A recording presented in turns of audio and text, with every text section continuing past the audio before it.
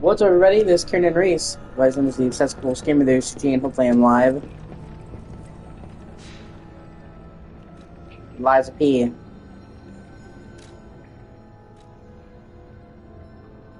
I missed one weapon, though, so I'm gonna briefly go back before I attempt this boss. Make sure I'm live, too. There never seems to be enough time to do the things that I wanna do.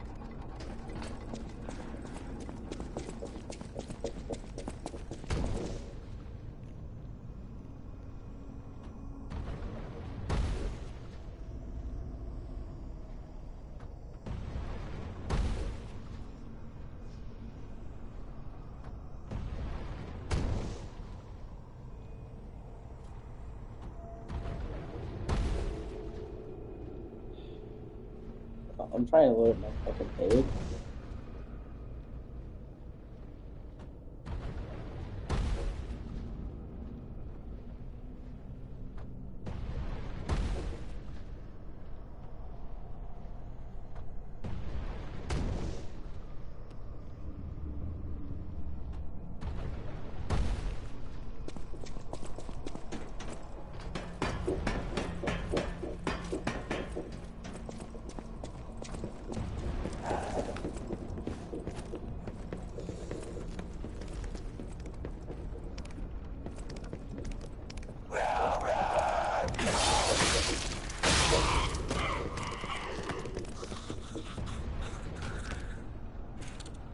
Okay.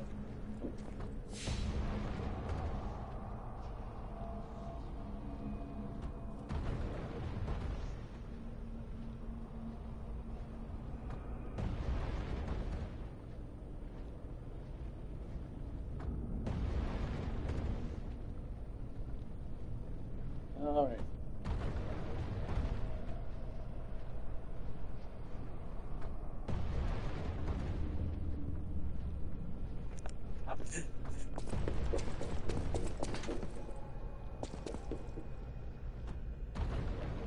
Some live.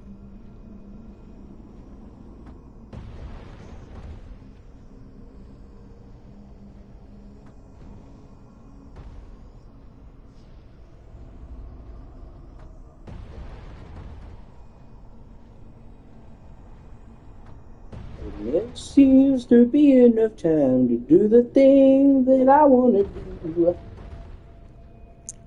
If time could trap time in a bottle.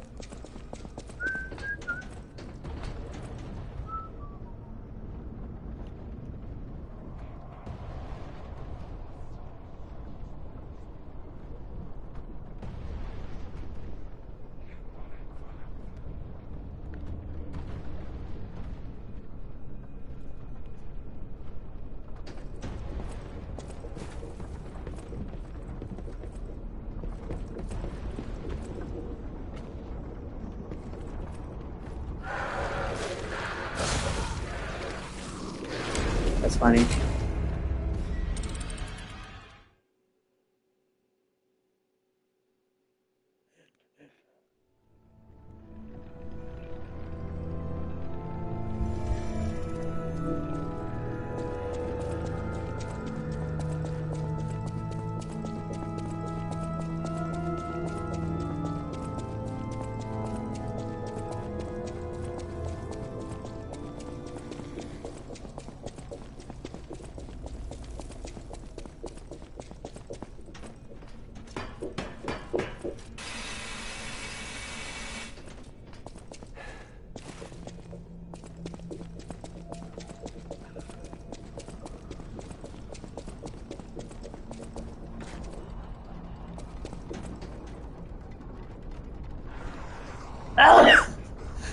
Excuse me. Fuck.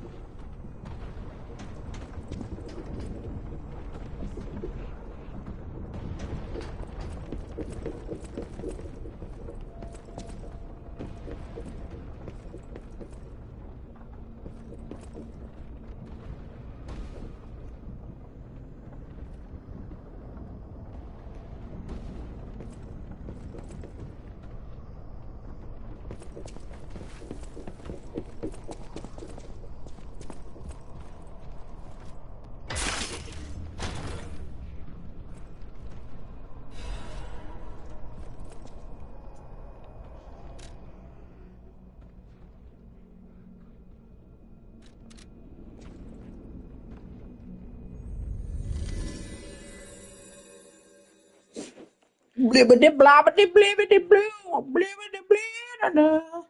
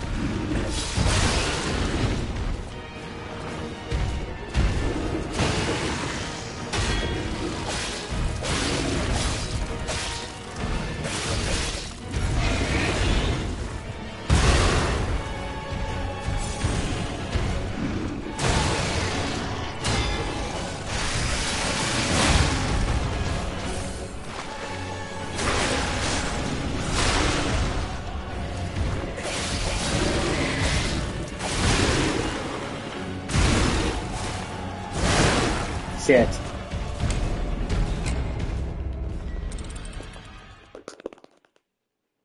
Oh.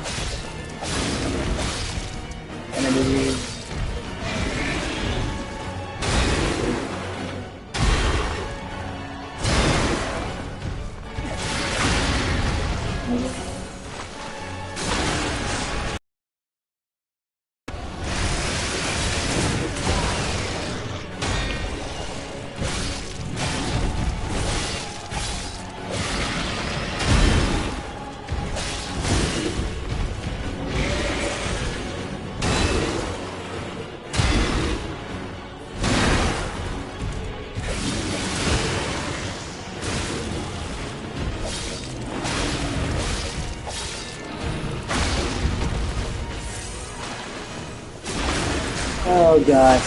This can easily do my go play.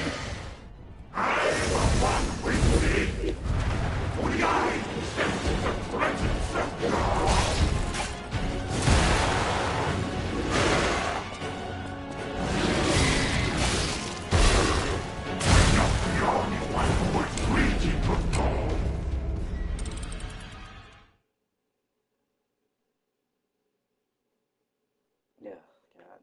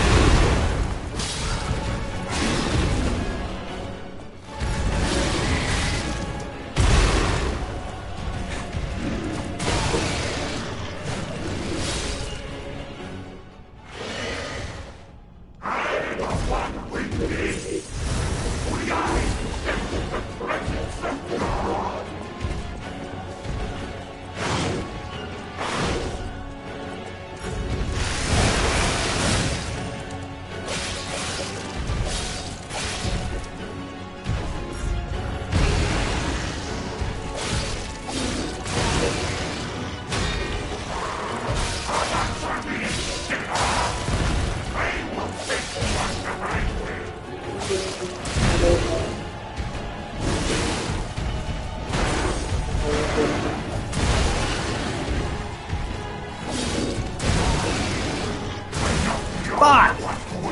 Fuck you in the ass! Fuck! What a twat. This is one of the only bosses in the game that I really have trouble with. Probably gonna see me die to this boss more than any other. Especially just because, like, this is the point of the game where it's like... the game's trying to get you to upgrade your shit, and I'm trying not to upgrade my shit until I get the weapon I want, which is in the next chapter after this.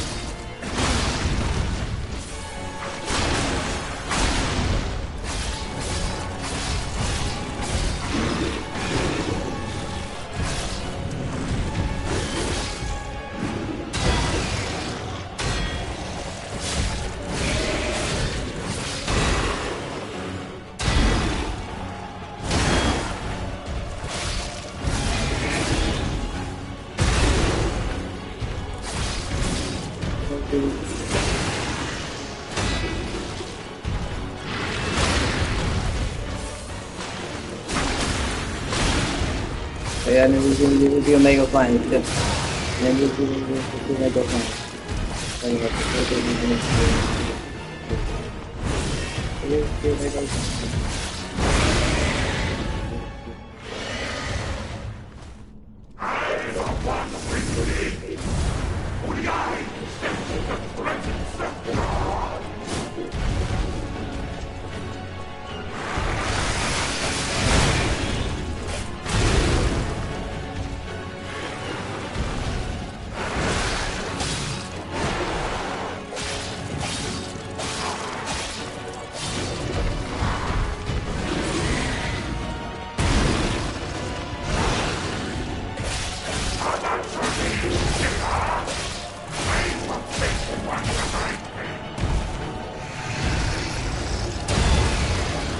Hey, big one, do Omega Flying.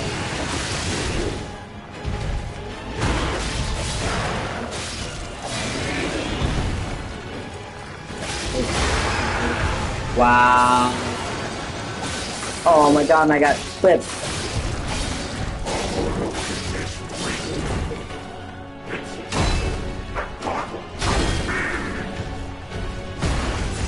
Then we give me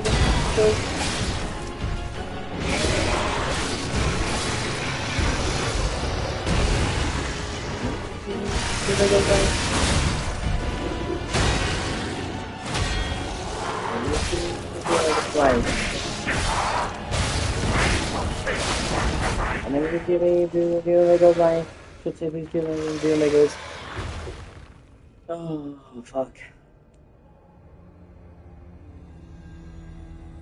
And this is when we finally get to see when the main villains come to play. Hey, do my sense like this. Can I be give me do Legos? And then we give me and one of the few times we play the cutscene that's not in engine because it's showing all these different areas is a video file.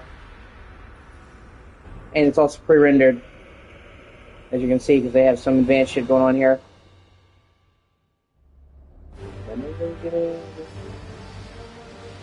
They have this giant thing with the tower, particle effects that wouldn't pop up one time, except now in the game. So. And now, the stage is set. This is honestly maybe the only pre-rendered scene in the entire game.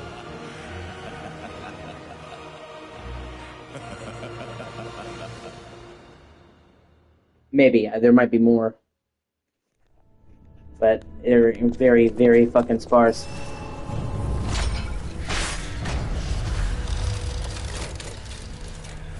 I want to go back to the old Krat. The old me. Before the greed overtook me.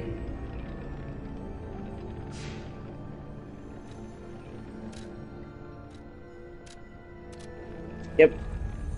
I can go and get the record.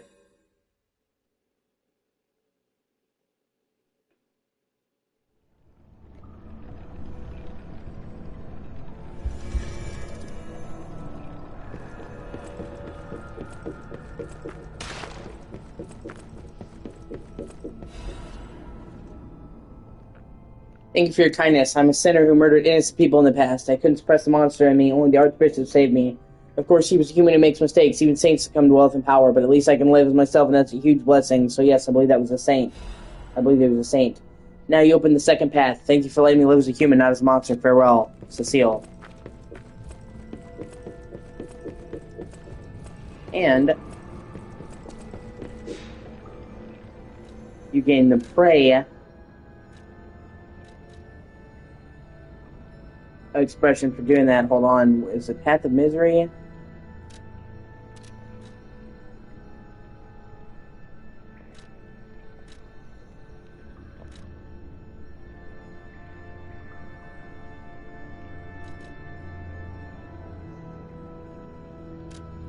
Yeah.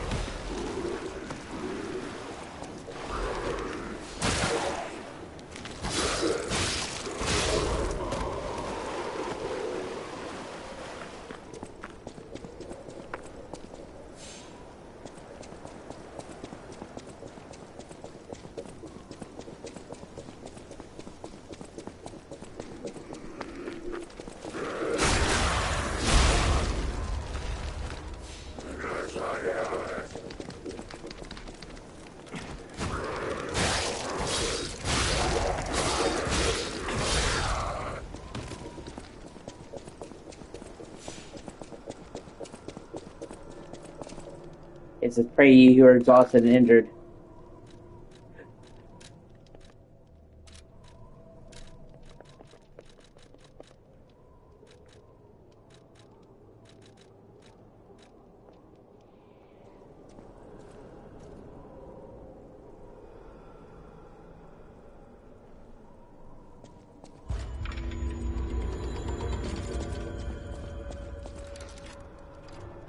Not a biggie, but it's a way to get more stamina. Or more humanity, I'm sorry.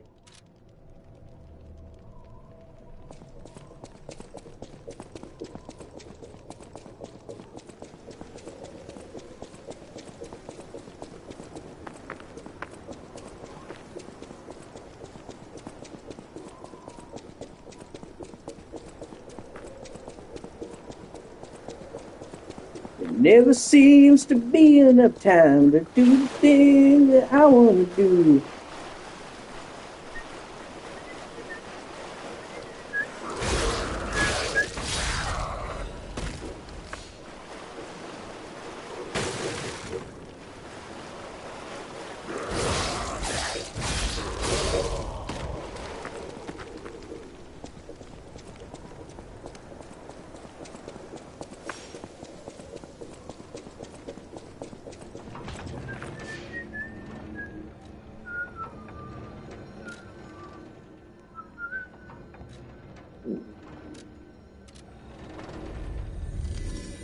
Now we can go deal with Thunder Cunt.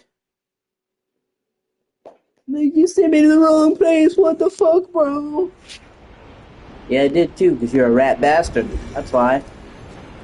Fuck you, bro.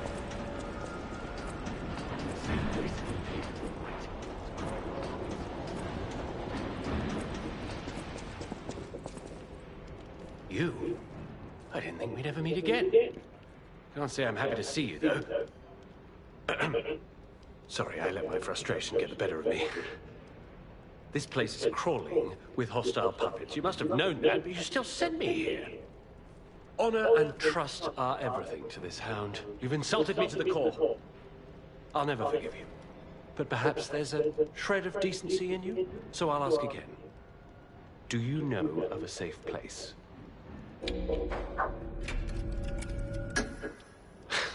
Nice try, but I've been there already and I know better. The puppets have already destroyed that place. Again, you spurn my trust. But even a brave soul like me cannot afford another enemy in times like these. I shall show you mercy. Perhaps it will inspire a nobler spirit in you. But beware, do not fool me ever again. You tricked me with your lie. You disappoint me. But I'm no stranger to beneficence, so I shall let it pass one more time. Know that even my forgiveness has its limits. Remember, the hound's fangs crave the traitor's neck. You tricked me. But remember, it seems the hotel is... He goes to the hotel. I can feel free to say because nobody's watching me. Dustin, the guy who's playing, is not watching me.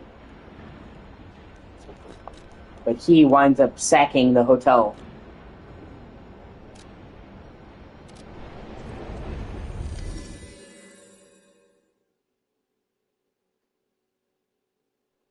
He's the one who lets the alchemists in. And they tear the fucking place up. And steal Geppetto. So he's a rat bastard fucking traitor.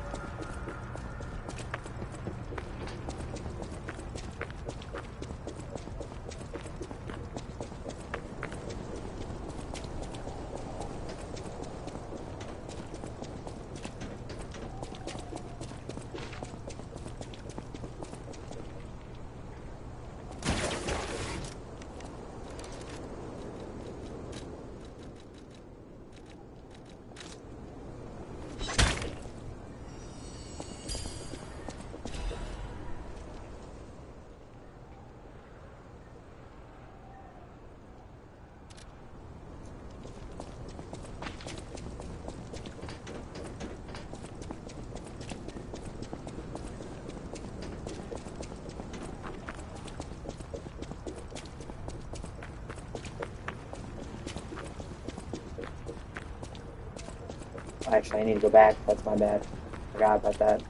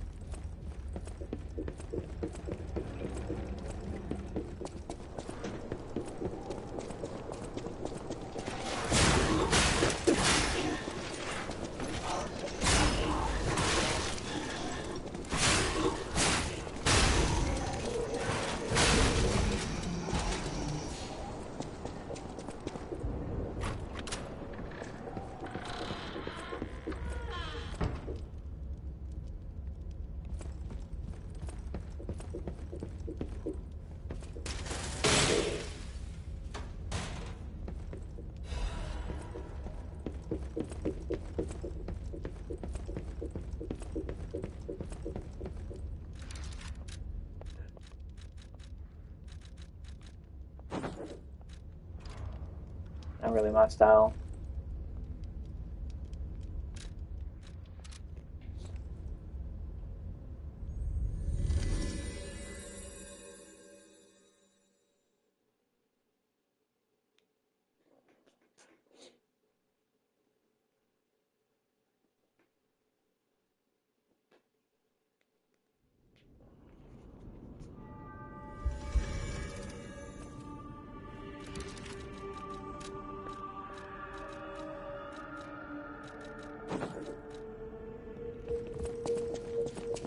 The cathedral.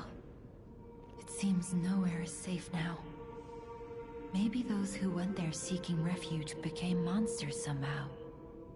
But the petrification disease turns you to stone, not into a monster. I'm worried about the Malam district, just below the cathedral. I wonder whether there are monsters there, too.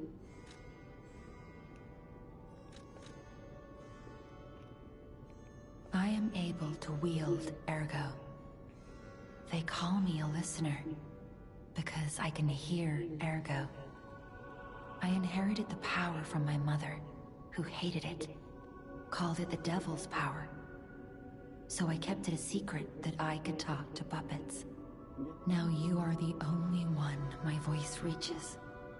So I beg you, please, save Krat.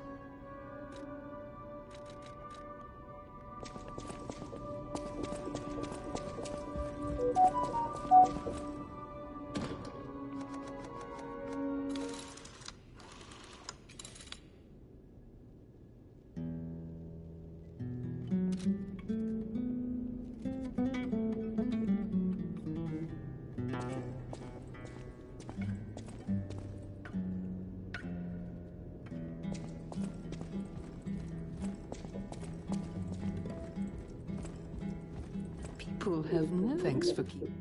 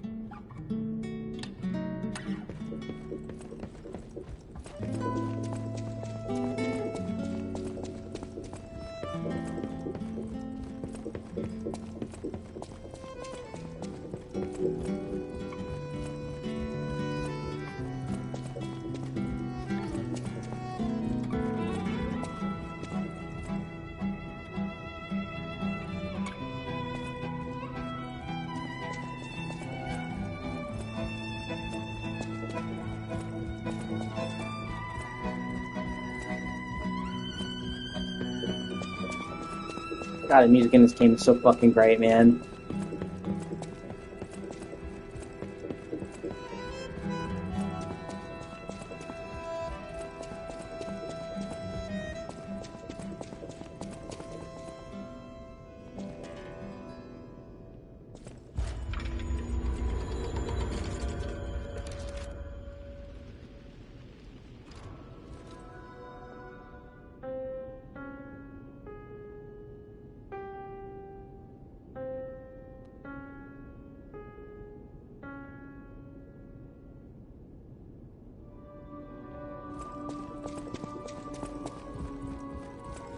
Oh, it's you.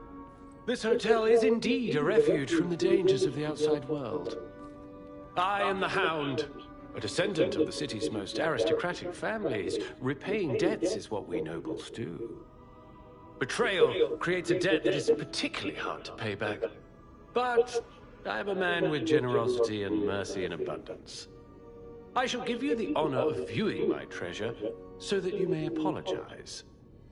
However, you must prove your worthiness. For this legendary treasure, the ego of a powerful enemy shall suffice. It's up to you if you want to make the exchange. Take your time to admire it. I've certainly done likewise. Such a piece of shit. And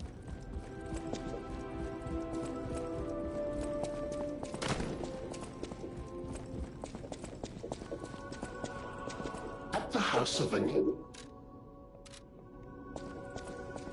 I've been investigating the puppet frenzy, and it looks like I need your help.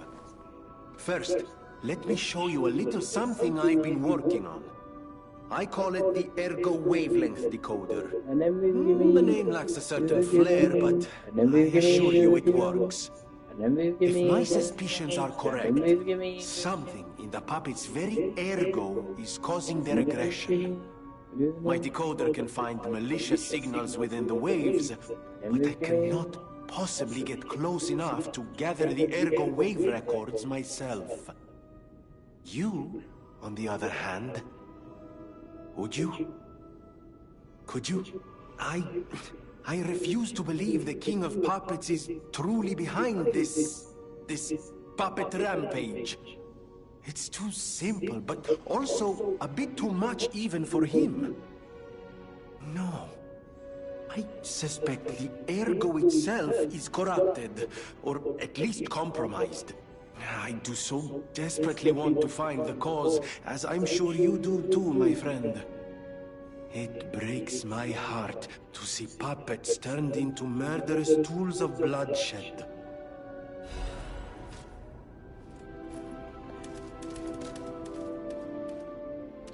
I always welcome.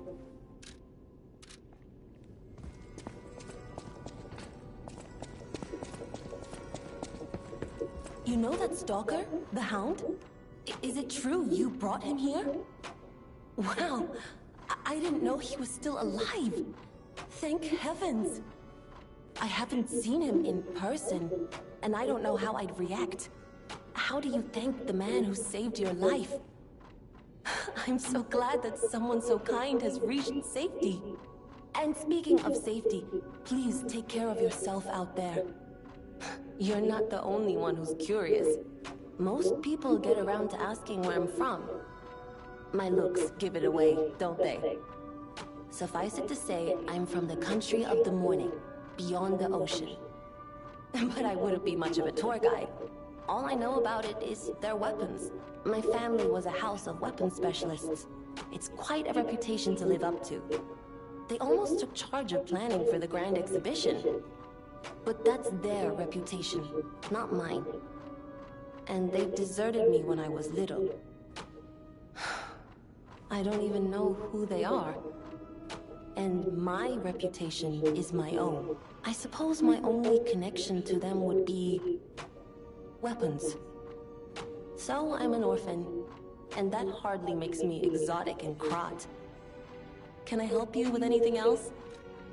It's sad too, because the backstory behind her family is actually kind of fucking tragic. Not as simple as she was abandoned.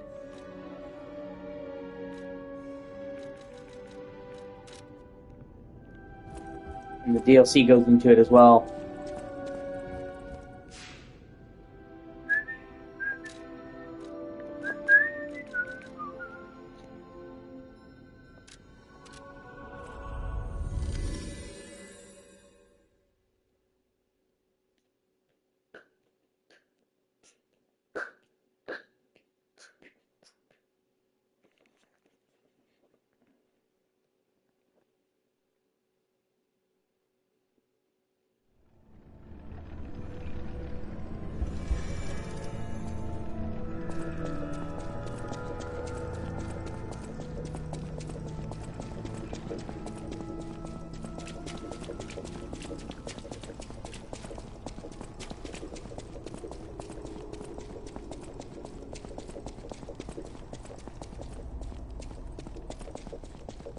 Actually, you know what? I'm curious.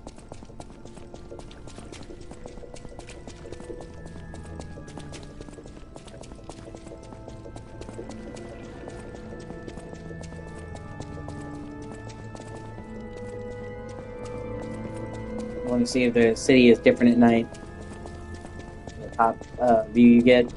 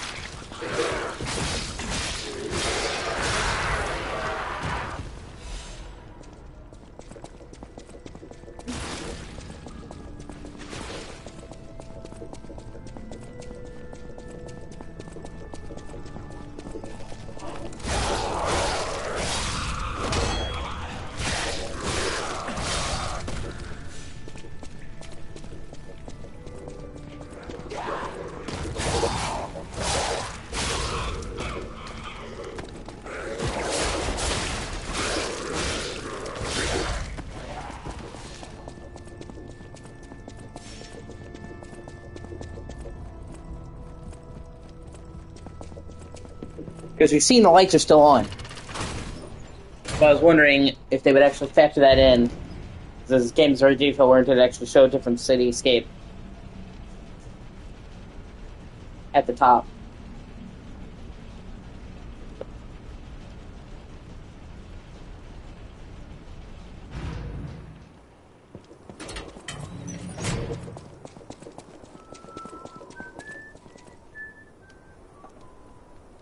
Well, you can actually see some lights on, which is actually a good indicator of detail.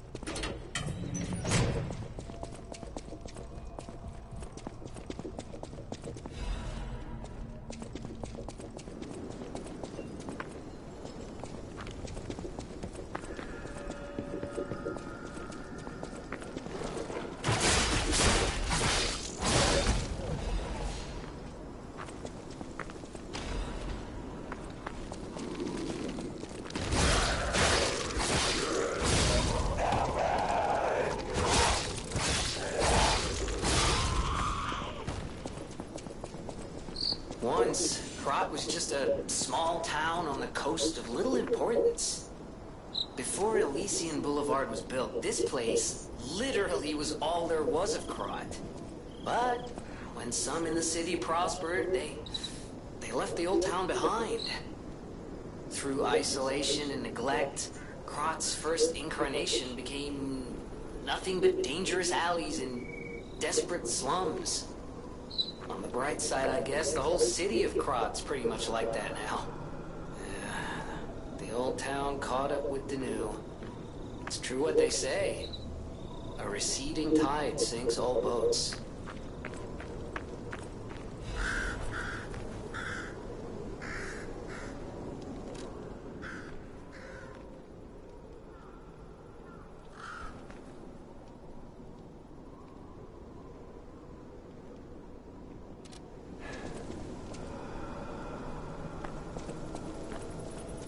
It's right here, where you access the DLC. Well, you have to get to Chapter 9 to access it?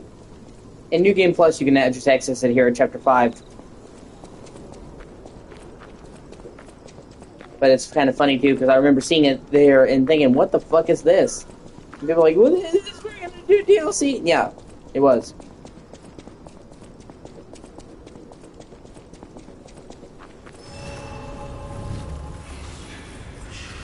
I'm going to go here, too. Later on, you go through this shack.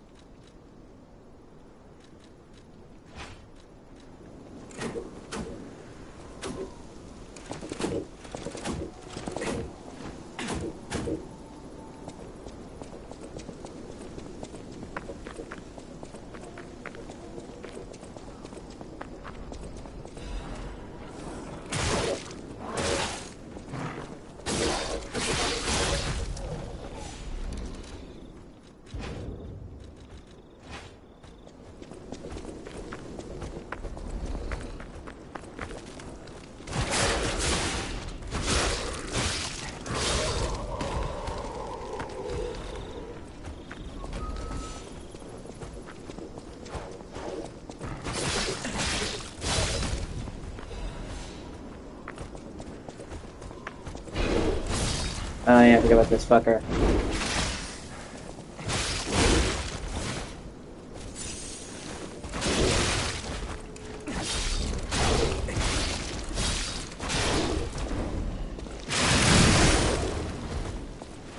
Ah! Fucking twat. On the beach!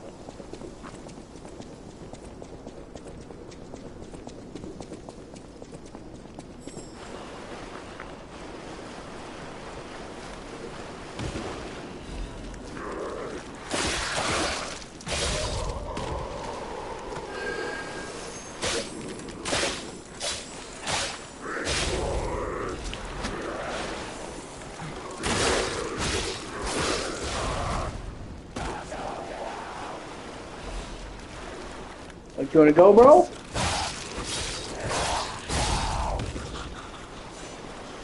You ain't ready for this, dog.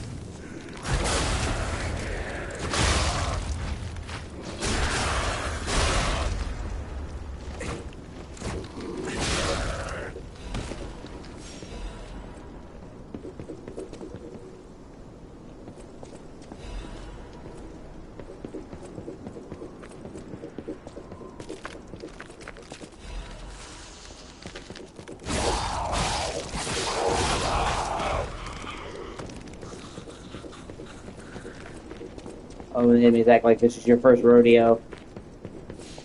You're totally gonna fall for the I'm not there to start with and then I jump back up, right? No, I'm not. I played this game, dog. You're not getting me. Yeah, you have to get this later.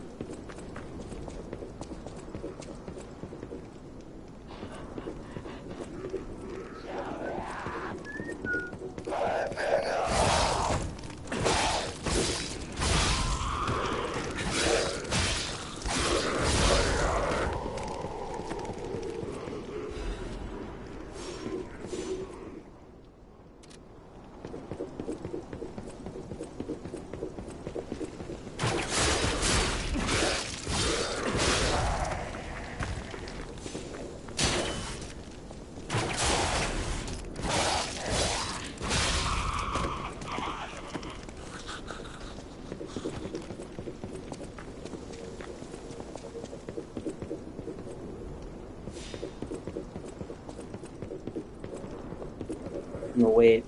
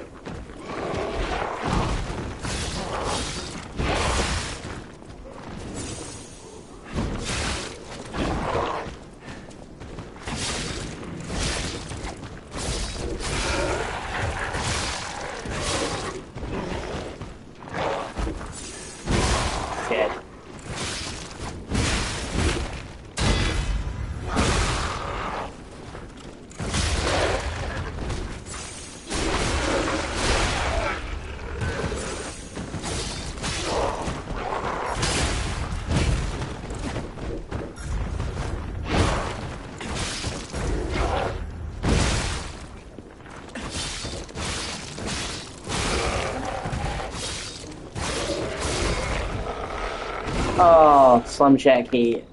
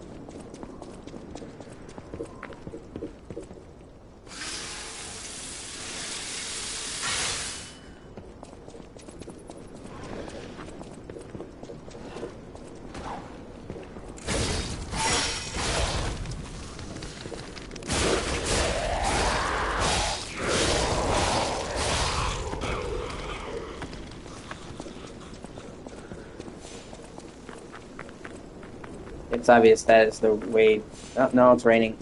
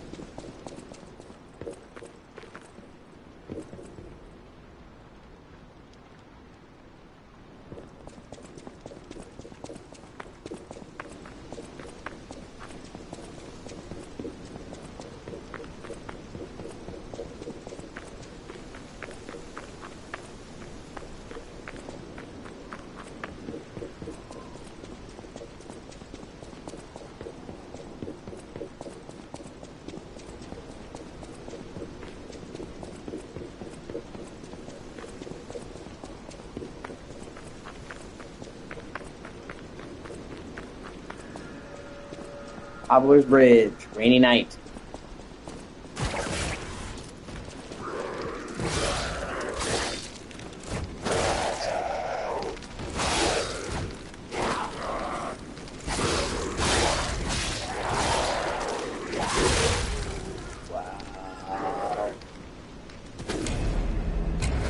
Oh, shit happens. What are you gonna do?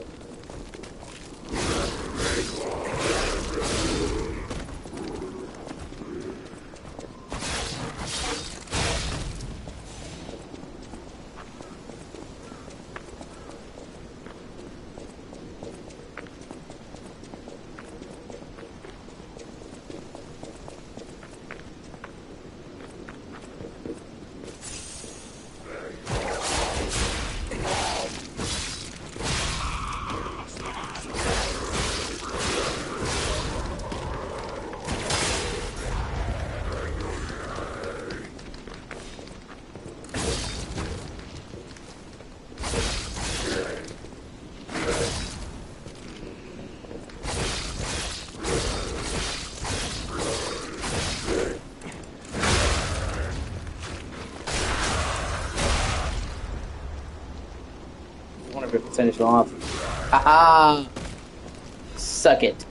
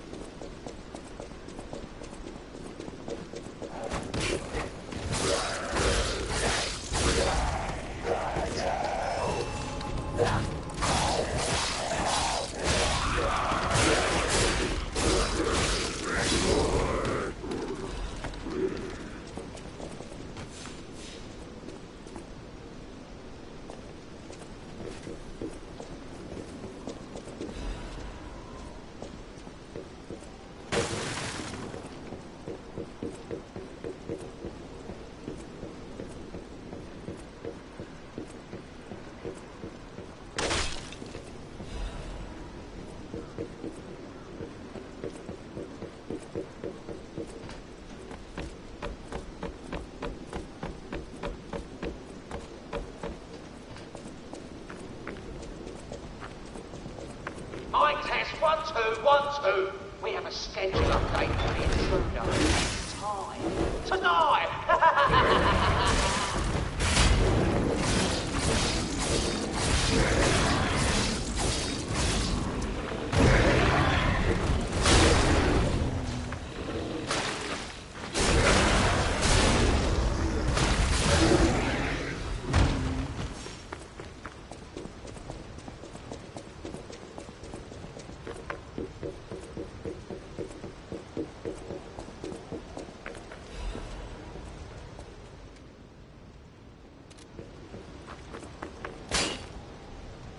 Now, here's a safety reminder for all the malcontents of the Marlin district.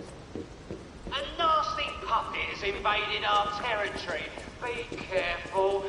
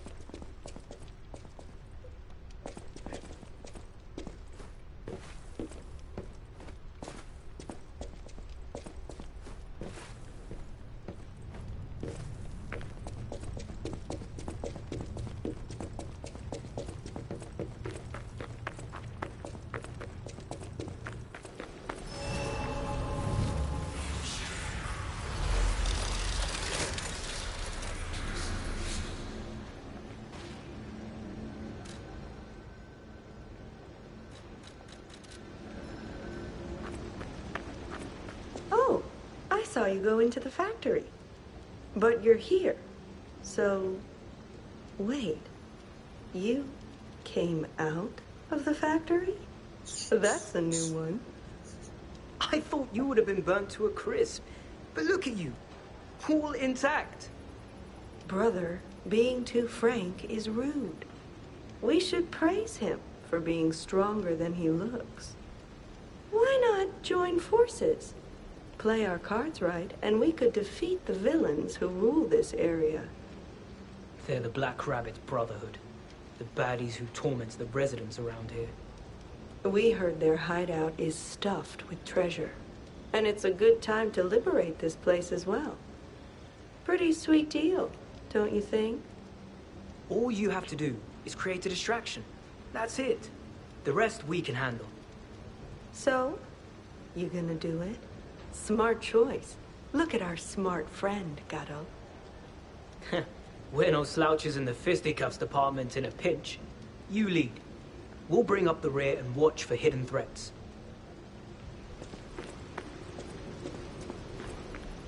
I like it.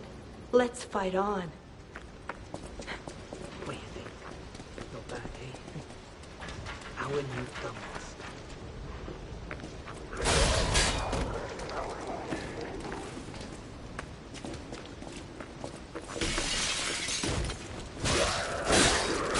They actually do help you fight, though.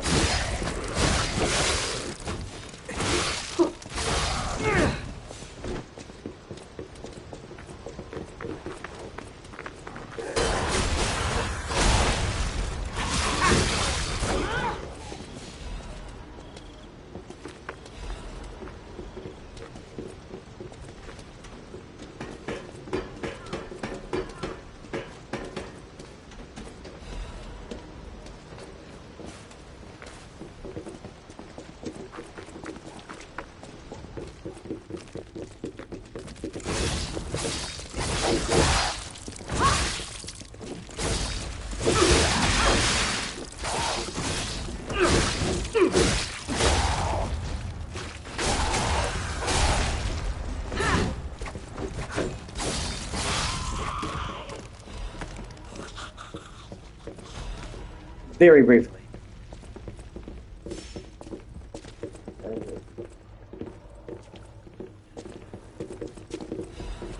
At first I thought they would try to lead me into a trap. But they actually didn't. Don't.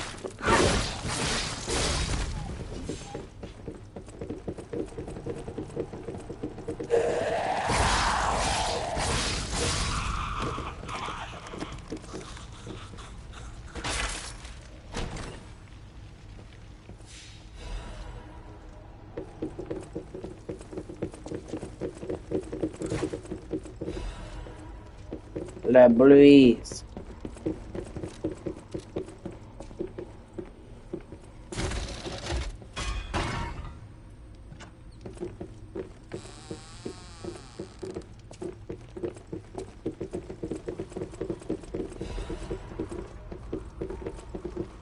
And it's pretty much the only time in the game you actually get help like this. Well, they mock you, they do help you.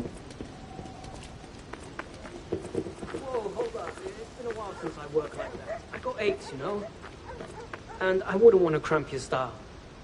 I'll take a breather here, then catch up later.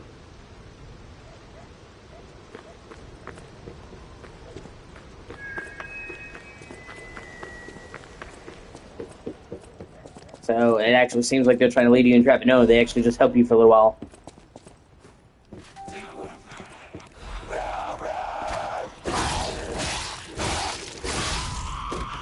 Here's a news bulletin. This just in. The intruder turned out to be Geppetto's puppet. This month's protection fee will be waived for anyone who hunts him down. What a deal! Now hurry up and run, you idiots!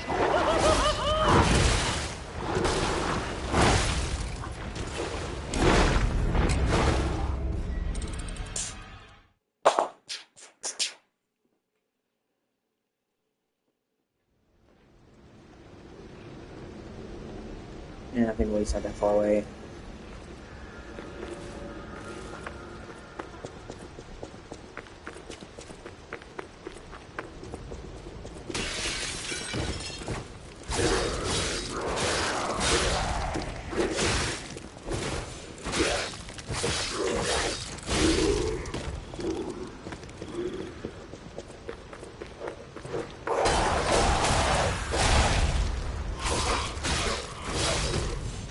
Not that I particularly needed their help, but, you know, I'll take what I can get where I can get it.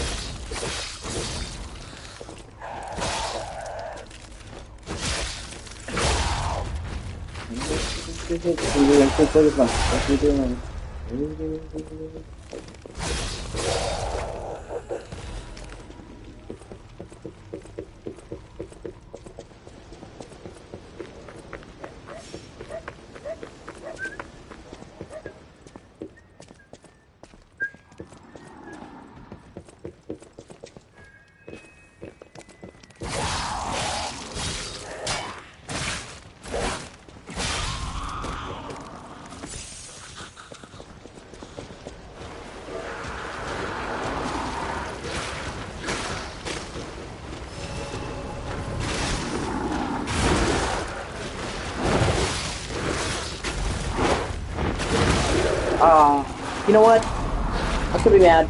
I could be mad, but I'm not going to be mad because I got my shit back. That's all that really matters. Blue bean baby. Yeah.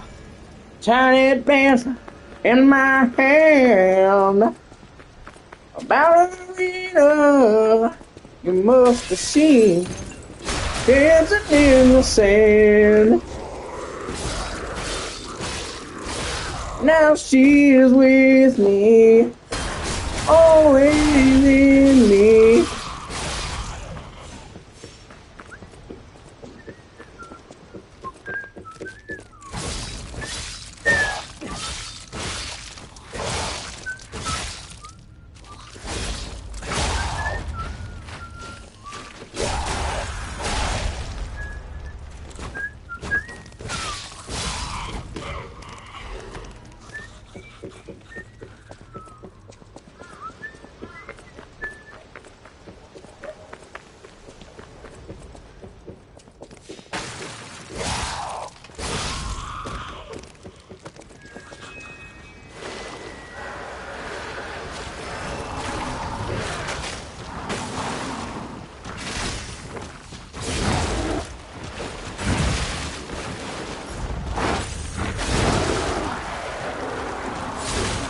So much damage.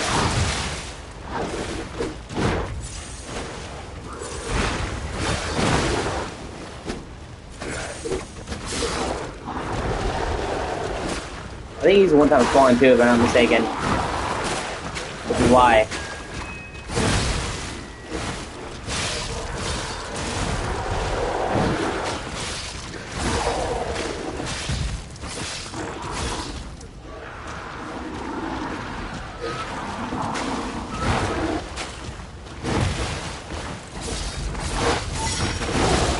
Ah, fuck you!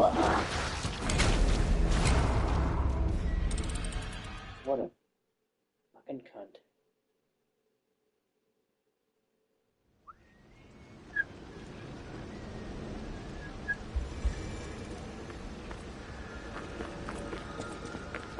Like I said, I haven't upgraded my weapons once, and I haven't upgraded my stats in quite some time, so I'm coming to this level under-equipped and under-leveled.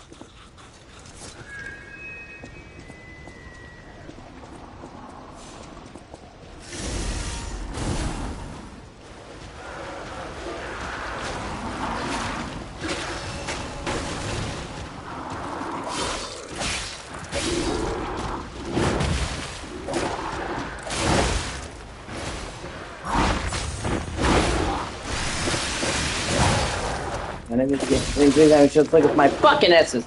Fuck. Can never please give me this page of my fucking S. Can never give me. Can never give me.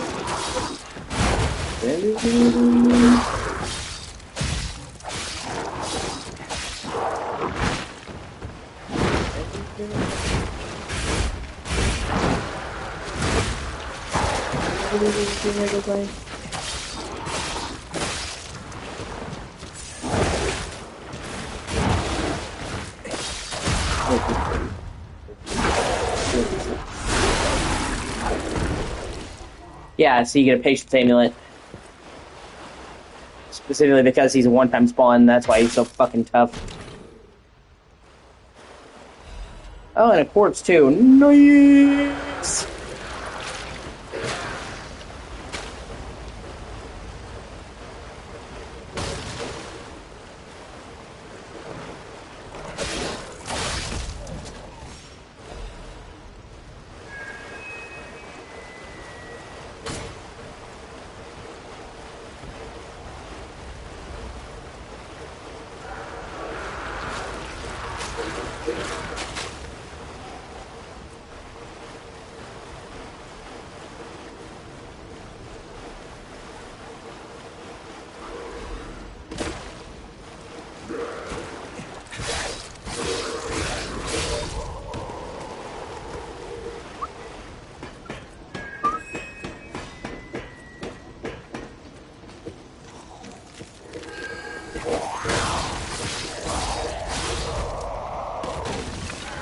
Oh, fuck. Yeah, I'm probably not gonna get the butterfly. Wait, maybe I will. Come on.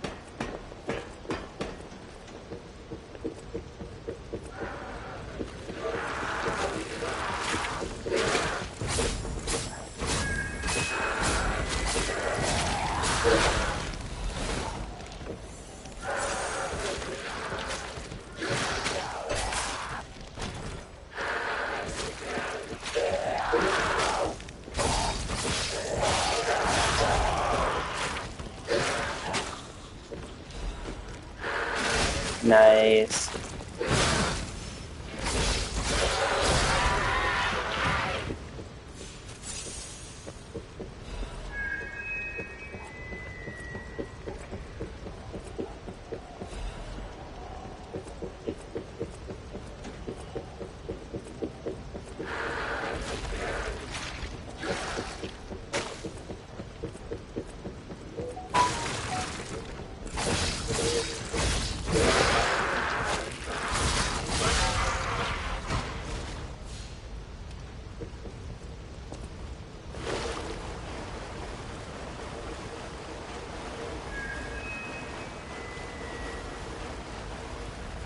Okay, I gotta get up there and go around. Gotcha. Really, bro?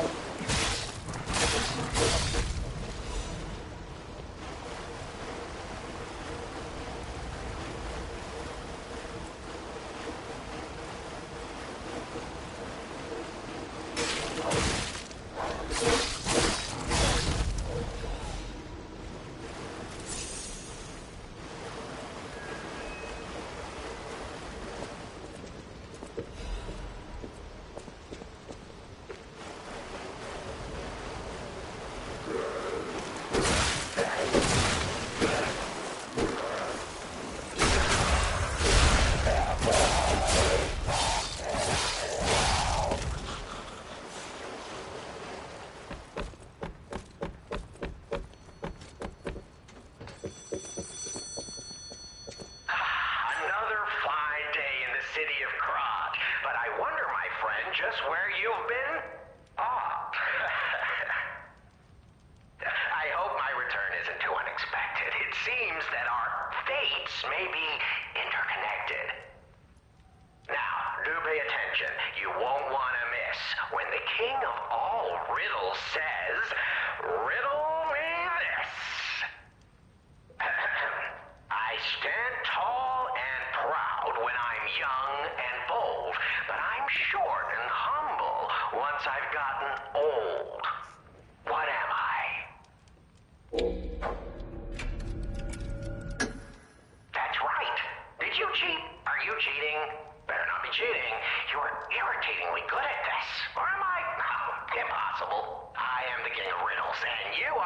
well, you.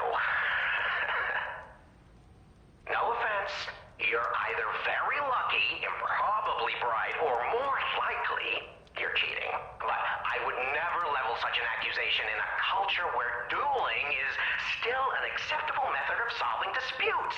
I'm the king of riddles, not the king of swordplay. You know, I wonder, perhaps it's your connection to Candle. Because the answer is, right? God, you get it, but you're not feeling violent. Huh. Even better.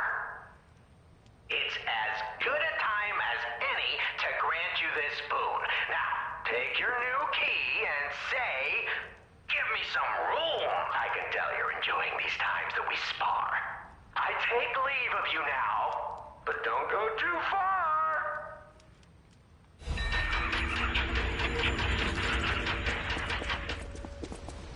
Such a fucking weirdo.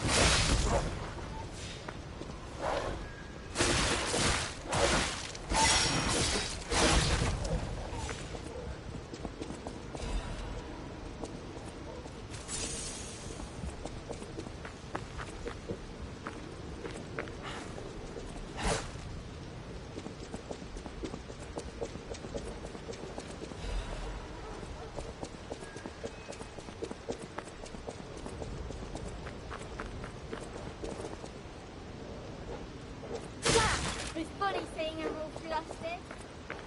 Hey, the idiots actually. Yeah, that's when she starts her habit of being super pervy to you, actually.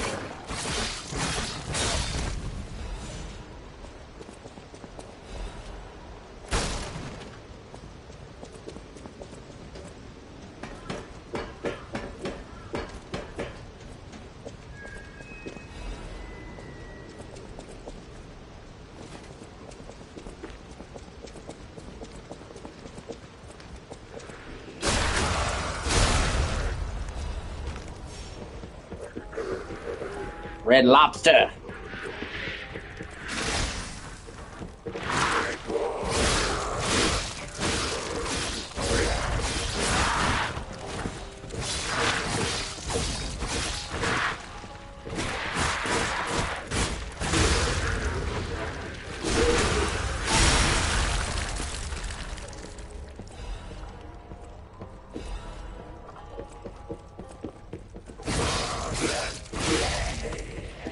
Now, earlier, if you found the token, the bunny token, on the grave, you can talk to this merchant and he'll sell you shit. Otherwise, like, well, I can't sell unless you have the pass. And he has one of my favorite weapons in the entire game.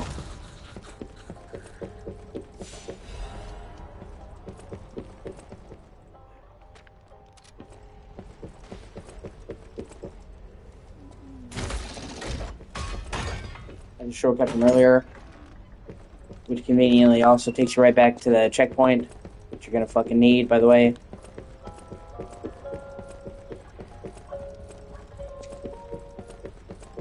That's the way I came in.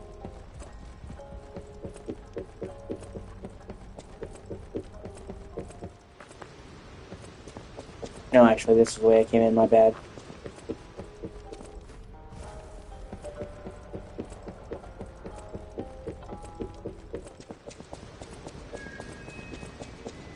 Or was this one? God damn it, it's really easy to get confused. My bad.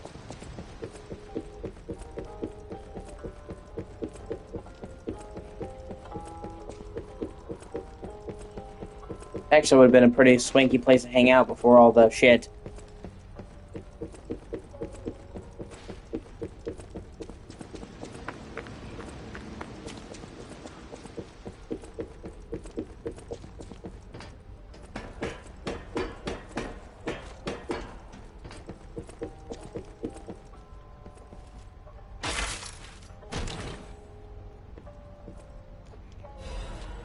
Oh, sweet. I thought there were no more survivors. But you're new. I do love a bit of commerce, but the bosses are really strict about who I'm allowed to sell to. Are you with the Black Rabbit Brotherhood? Show the Black Rabbit Brotherhood mark. I can't tell what's real and what's fake, to be honest. My job is selling stuff, not detecting forgeries. If it's fake, you'll be the one to get punished, not me.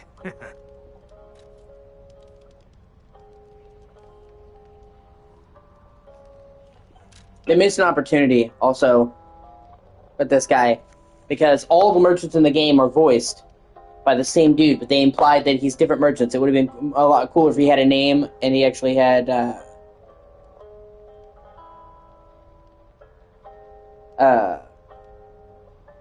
it would have been a lot cooler if he had a name, and he was the same merchant in every place. He looks the same anyway. See, the Bramble Curved Sword.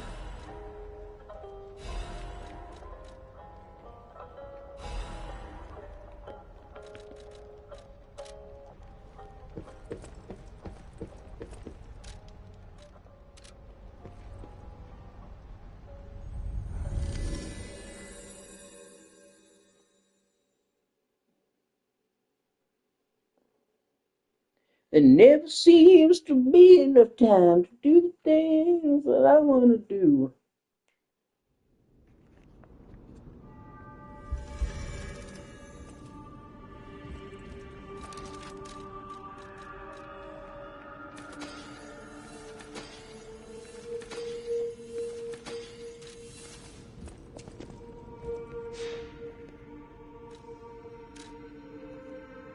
Oh, Paladina. That's right.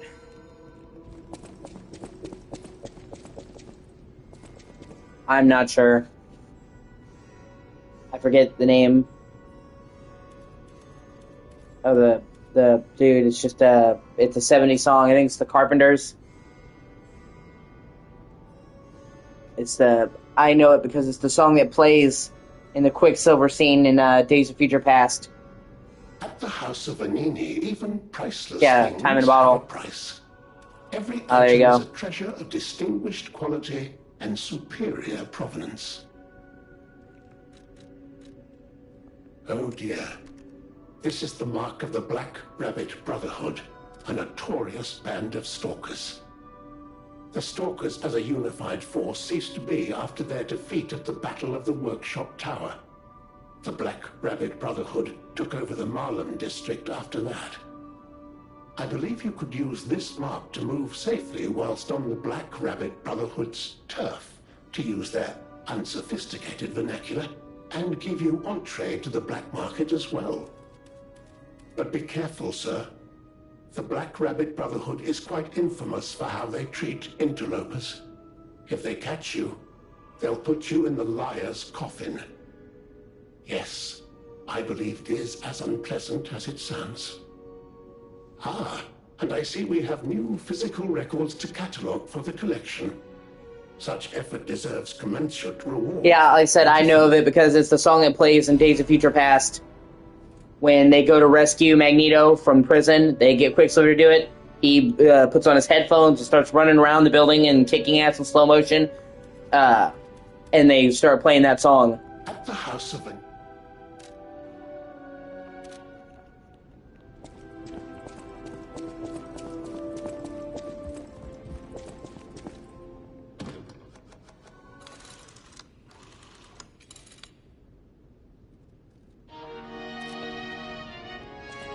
I fucking love the music in this game.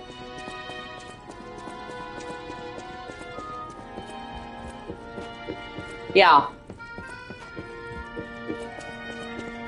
Yeah.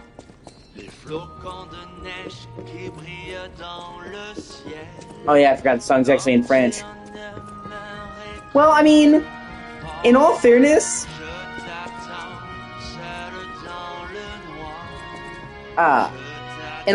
man, there kind of wouldn't be the MCU without the X-Men laying the ground.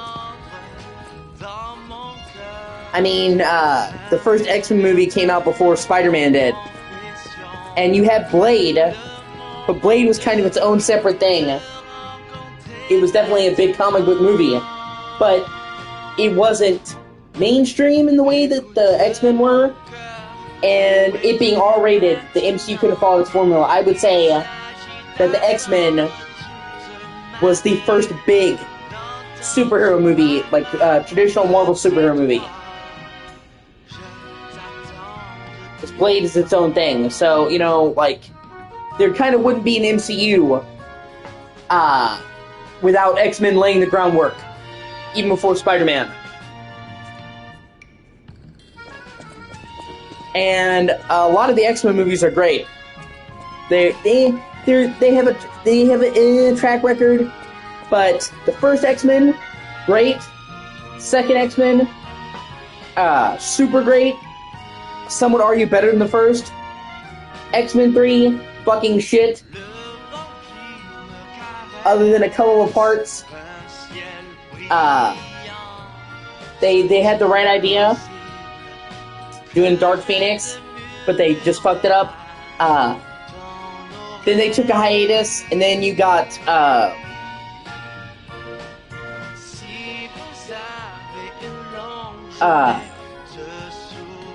X-Men First Class, which actually, by the way, X-Men First Class is one of my favorite movies ever, and my favorite X-Men movie.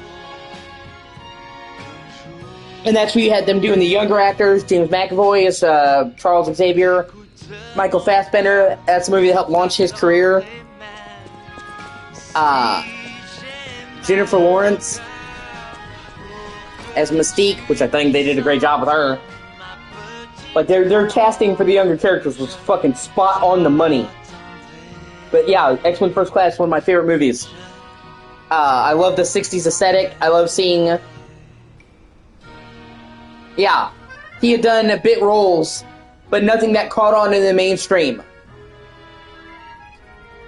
First Class was his big mainstream debut, and he got a bunch of roles in mainstream movies after that. Jubilee is okay.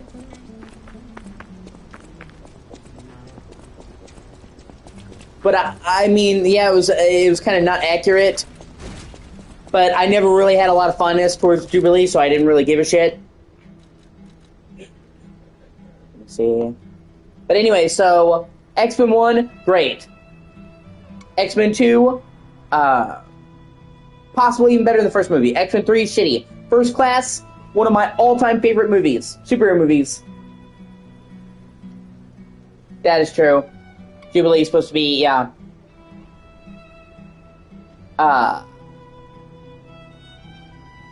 First Class is one of my all-time favorite movies. And my favorite X-Men movie. But Days of Future Past, most people will say that's their favorite X-Men movie.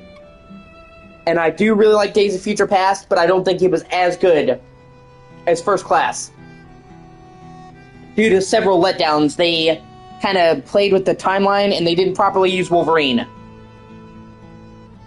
Like, I like what they have of Wolverine in First Class, but they didn't properly use him. Or, I'm sorry, Days of Future Past. And so I really like Days of Future Past. It's cool to see how they brought back the original cast members from the first 3 X-Men, and they actually had an intersecting point where they had the older and younger selves. They found a creative way to do that without breaking the timeline. And seeing... What's up? Yeah, I will in a bit. I'll be back.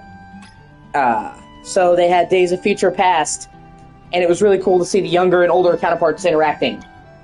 with Wolverine as the nexus between them, since he lived. He's the only one who's alive long enough. But they didn't properly use Wolverine. They get rid of him in the entire third act of the movie.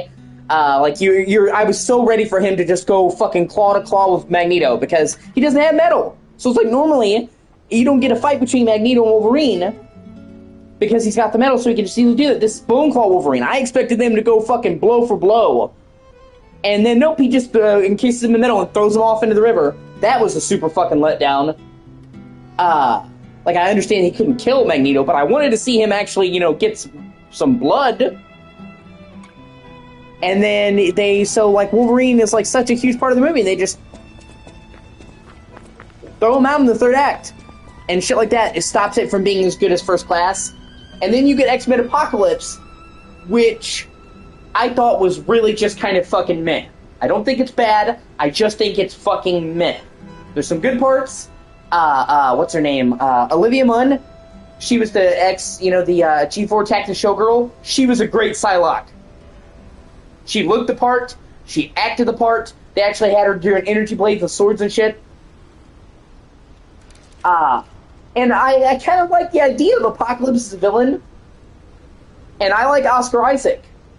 But he once again, in the same way that he got fucked from Star Wars, because he's Poe Dameron, he got fucked by the script. Oscar Isaac is a fucking tremendous actor.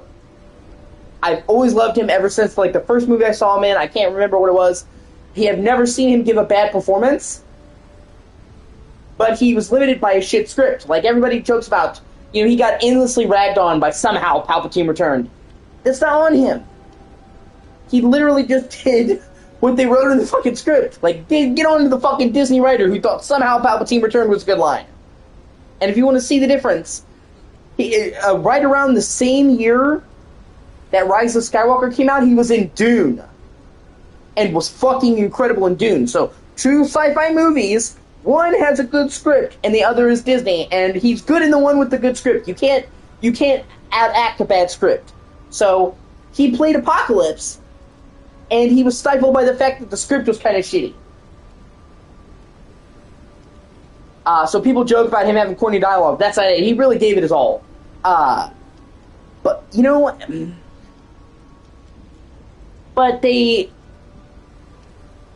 Apocalypse suffers from a lot of shit. It tries to do too much too soon in a short runtime. They finally introduced the young versions of the original X-Men cast: Cyclops, Nightcrawler, Storm. But I don't like any of the casting choices. I don't like the guy who they picked to play young Cyclops. I don't like the guy who plays young Nightcrawler. I don't like the guy who plays young Angel. Or fucking Storm. And with Storm, I get it, they were trying to show her being, more punk or whatever. But I just don't like any of the actors they picked. The only one that's maybe acceptable is, what's her name? I can't remember her name. Sophie Turner as Jean Grey. She's tolerable as Jean Grey. But even that was not her shining role, I don't even think she's that good of an actor, to be honest with you. She was good in Game of Thrones, but she basically plays herself. And that's fine. It's fine playing yourself, by the way. Arnold Schwarzenegger made it work for him. He basically played Arnie in every movie. Sylvester Stallone played Sylvester Stallone in most movies. You can make it work for you, but that you're not acting. I've never seen a Sophie Turner movie where I'm like, oh, this is Sophie Turner being somebody else. She's just Sophie Turner. And that's okay, but she's not a quality actor. Like James McAvoy. He has done some tremendous fucking acting. Look at him in Split. He carried that whole fucking movie. That whole movie is just him playing 8 different people convincingly. He nailed that fucking movie. That did not seem like, oh, I'm watching James McAvoy. I am nailing a totally different person. That's the difference between acting. Michael Fassbender, he's done roles that are totally fucking different.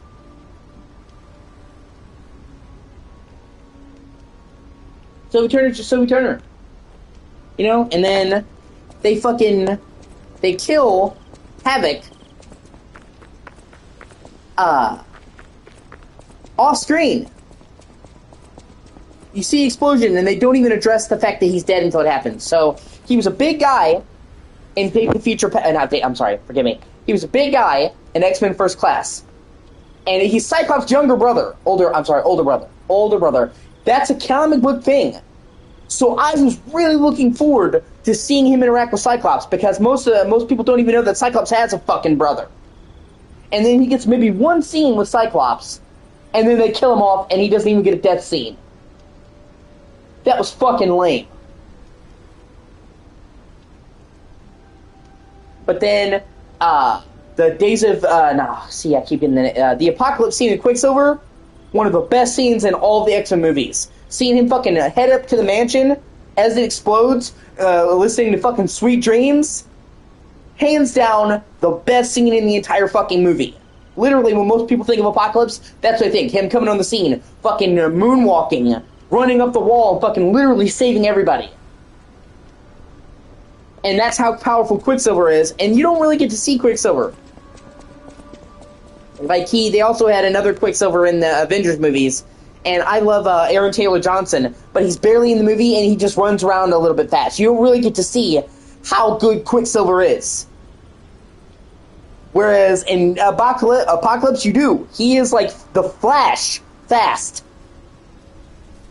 So, seeing him come and save the day was fucking awesome.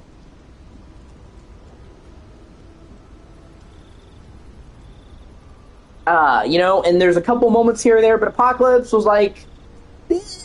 And then they did fucking X-Men Dark Phoenix, and like, wow, you adapted.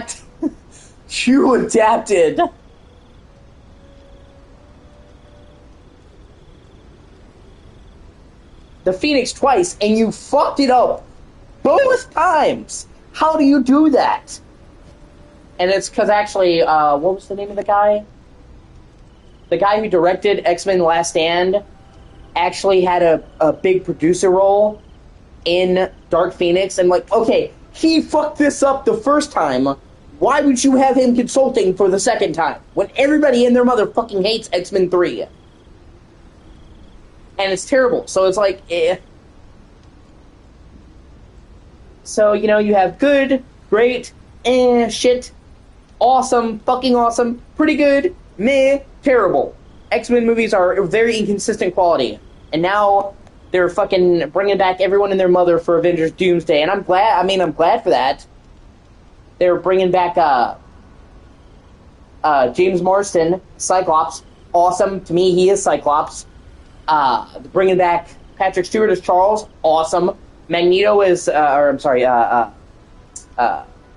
McKellen, Sir Ian McKellen, as fucking Magneto. Awesome. And they're talking about integrating the Marvel movies into the MCU. And I don't know how they're going to do that. And I'm kind of worried about that, because the whole concept of mutants is that they're born that way, and they've been around for ages. But so now all of a sudden, mutants are going to exist in the MCU? How are they going to do that? Are they going to retcon that?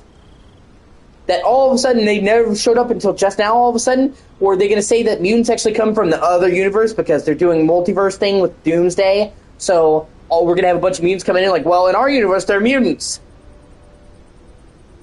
That's the problem with, X-Men should have been in the start of the MCU, but they didn't have the rights. Until they were both acquired by Disney, which actually is now actually good in that respect, because now they're close. They have Fantastic Four. They have fucking X-Men. Marvel almost has all the rights back except for Spider-Man, and they're working with Spider-Man. They're doing new Spider-Man movies. So, Marvel's almost where it was, because in the 90s, they went bankrupt, and they almost went out of business due to this one guy who ran them into the ground. So they sold off all their movie rights for a lot of these characters to stay afloat. And at the time, it was literally all they could do. It was either that or they went under. So I understand what they did, but that's why they lost Spider-Man. That's why they lost X-Men. That's why they lost the Hulk. They gave Spider-Man to Sony. They gave X-Men to Fox. And they gave the Hulk to Universal. And they're actually, one of the only ones they haven't gotten back yet, that's still fucking them, by the way, is Universal. For Hulk. They never got the rights to Hulk. And they only did one Hulk movie. And that was The Incredible Hulk, which I actually liked. But then after that, Universal refused to greenlight them doing a Hulk movie because they didn't want to do a profit share where they did 50-50. Which honestly is fucking dumb as hell, because anybody would tell you that 50% of something is better than 100% of nothing. But so people are like, why didn't Mark Ruffalo get a Hulk movie? That's why. Universal being a dick. Marvel repeatedly went to them, tried to work out a deal for him to get a Hulk movie, and even said, we'll go 50-50 down the profits with you. And they wouldn't do it. And so they got around that because there's no clause that said they couldn't put him in other movies. They could have him in the Avengers. They could have him in Thor Ragnarok. So they got around that by having him in other things. But that's why he never got his full-on fucking solo movie, is because Universal couldn't get their dick out of their hands.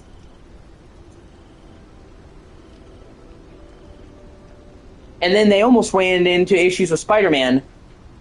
I'm glad they fixed that, because Marvel wanted a more active role in the profits.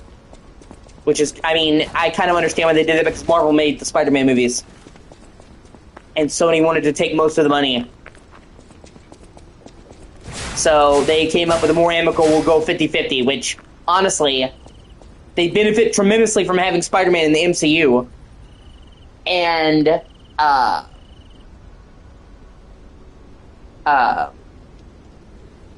Marvel's making the fucking movies.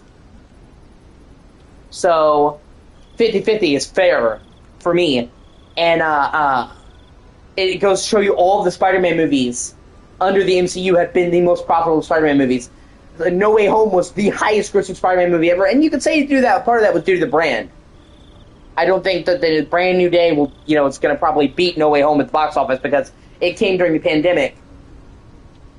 And they were able to get 3 generations of Spider-Man fans, kids like me who grew up with Tobey Maguire, Garfield fans, and all those into the fucking seats because of that. You're not going to do that again. That was a one-time thing. But still, the highest-grossing fucking Spider-Man movie was under the MCU. No Way Home made almost $2 billion.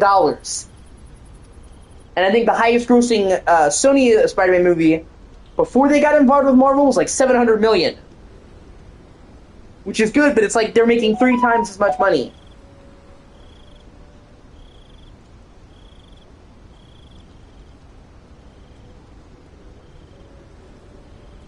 But it's the same fucking issue with Blade. They're trying to work on a Blade movie and it's been in development hell. And honestly, I think at this point they need to find a new actor.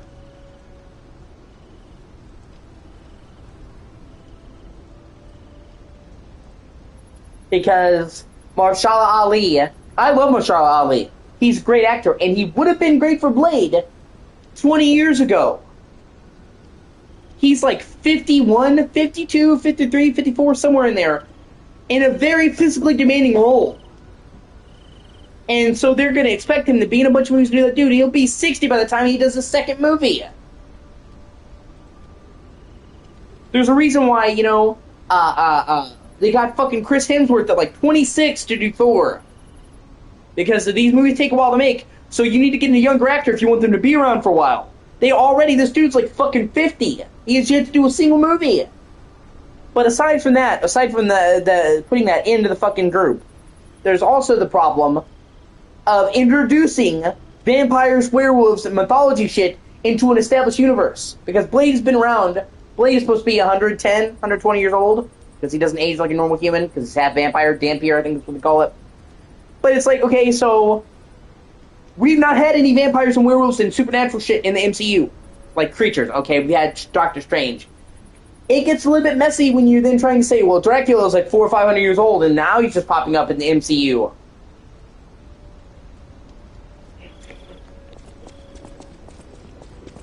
And now also, apparently, they're going to be rebooting the Spider-Man Villains universe. Which I think is fucking hilarious. Because Sony has tried to do that with Kraven.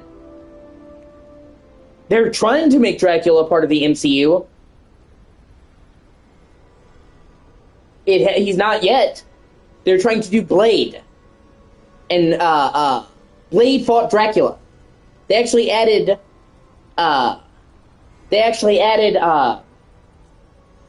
it is kind of cool, yeah.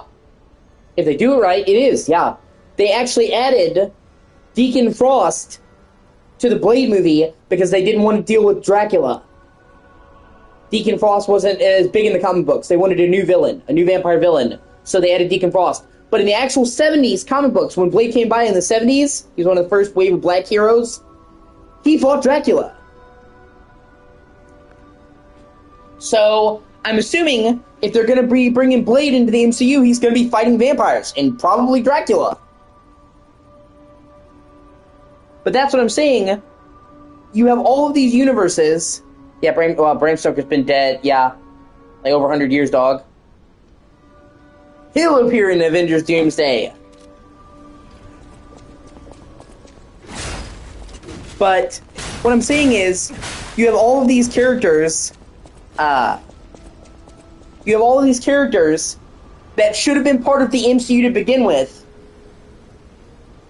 and couldn't be because of rights, and now they're trying to include them, but it gets really messy when you're trying to bring shit like vampires and werewolves, because Blade fought werewolves too, by the way, not just vampires, pretty much any supernatural creature you need stake. It's really messy trying to bring werewolves and vampires and ghouls and shit into the MCU when it's already been established. Trying to bring mutants into the MCU when they haven't had any fucking mutants. So, like, I want them to be part of it, but it's like, how are we gonna do it? Like I said, like, now they want mutants in the MCU, which is fine, but we've never had mutants, so are they just gonna bring the characters from the X-Men universe over and say they're mutants from their universe, and now they're here? And so any babies they have will be mutants? Is that how we're gonna do it? We're gonna grandfather that shit in? Because, well, in our universe, we have mutants, and now we're in your universe, so now we're in the gene pool. Or are they gonna say, well, they were just always here, and we didn't know? You know, how are they gonna do vampires? Dracula is supposed to be, alive since the 1500s. So just making Dracula appear in the MCU, you feel like he would have been mentioned before. Like, you think at the very least Nick Fury would have, like, a S.H.I.E.L.D. dossier on fucking Dracula. With the Fantastic Four, that's the cleanest one they've had, because they literally came from a 60s universe and then landed in ours. And with the Fantastic Four, that's only 4 people. It's not an entire mythology system. So them coming to our universe, the MC Universe 1616, I believe is what it's called, is the MCU Marvel Universe. Okay, cool. That works. It's a lot harder to grandfather mutants and vampires and shit in. Yeah, hold on, let me check. And so far, Marshall Ali was contracted to play fucking Blade. He's, let me check his age. He's only popped up for 30 seconds in the Eternals. And now they're trying to say that they've pretty much given up on doing a solo Blade movie, and they're probably going to include him in another team movie. But Blade deserves his own fucking movie!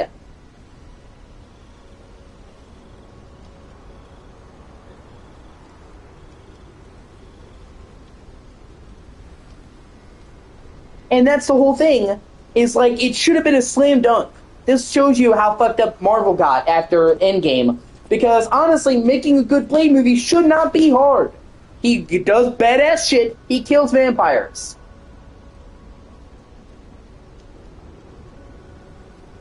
Yeah, Marshall Ali is 52. I would not be surprised if he just dropped out of Blade, honestly. It's an incredibly physically demanding role. For example, Wesley Snipes was like 35 when he first played Blade, and he was out of the role in his early 40s. So, because it's a very demanding role. So he's 52 before he's even done a single fucking role. So, like, I have no problem with Marshall Ali, but I'm saying, like, they should have cast him 20 years ago if they were going to cast him. Especially because Blade doesn't age like a normal person, so Blade is like 110, 120 years old.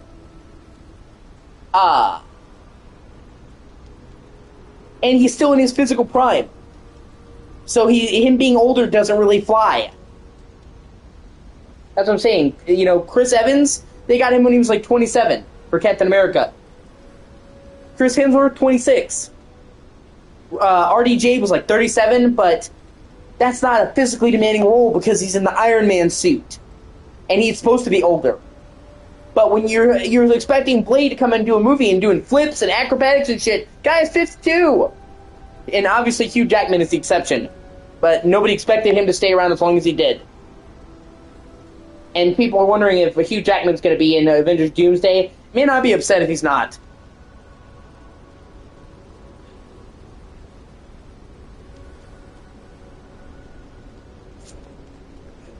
I mean, they're doing fucking Cyclops, they're doing Magneto, they're doing Charles Xavier, we're not going to have fucking Wolverine. But they haven't confirmed it, and they went quiet. So, let's hope there's silence of that. And this is kind of, yeah, see, I finally got one of my favorite weapons in the game. I love this. Cookery.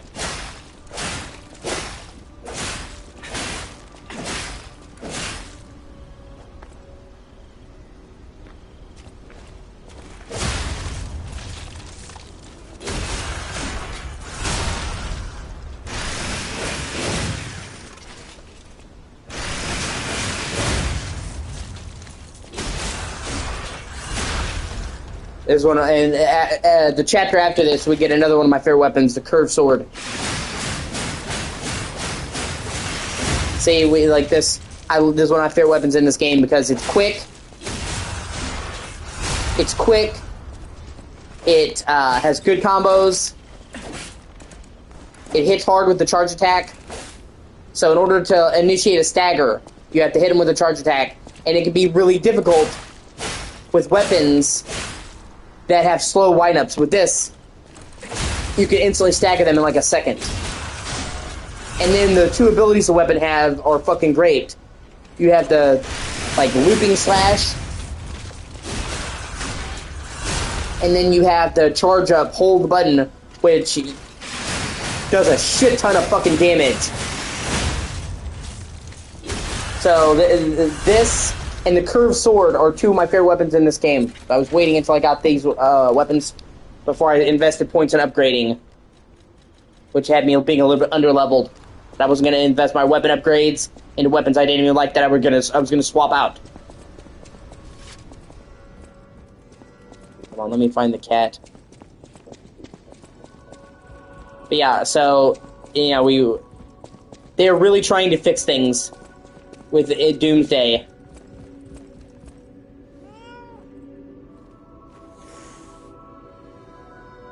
See, before the cat wouldn't let you touch it, and it would smack it away. Now it'll let me touch it, but it hisses. The cat is a way to judge your humanity. By the time you have max humanity, he actually picks up the cat and holds it and plays with it, which I think is really cool. And that cat is actually based off a real cat. The cat is modeled off of the director of the game's cat, and they actually brought him into the office and did mocap, which I think is really cool.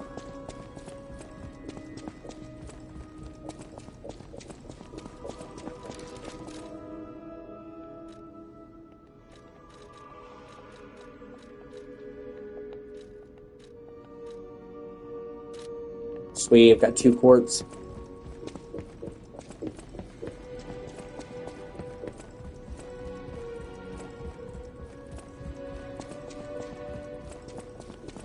Yeah, Liza P is fucking great. I would actually put this... Not only would I say this is one of the best Souls-like games, one of the only Souls-like games that's worthy of being talked about in the same breath as FromSoft games, but I would actually put this in my list of favorite games of all time ever. I'm not sure where, I'd have to think about it. But I would put this in my all-time favorite games ever.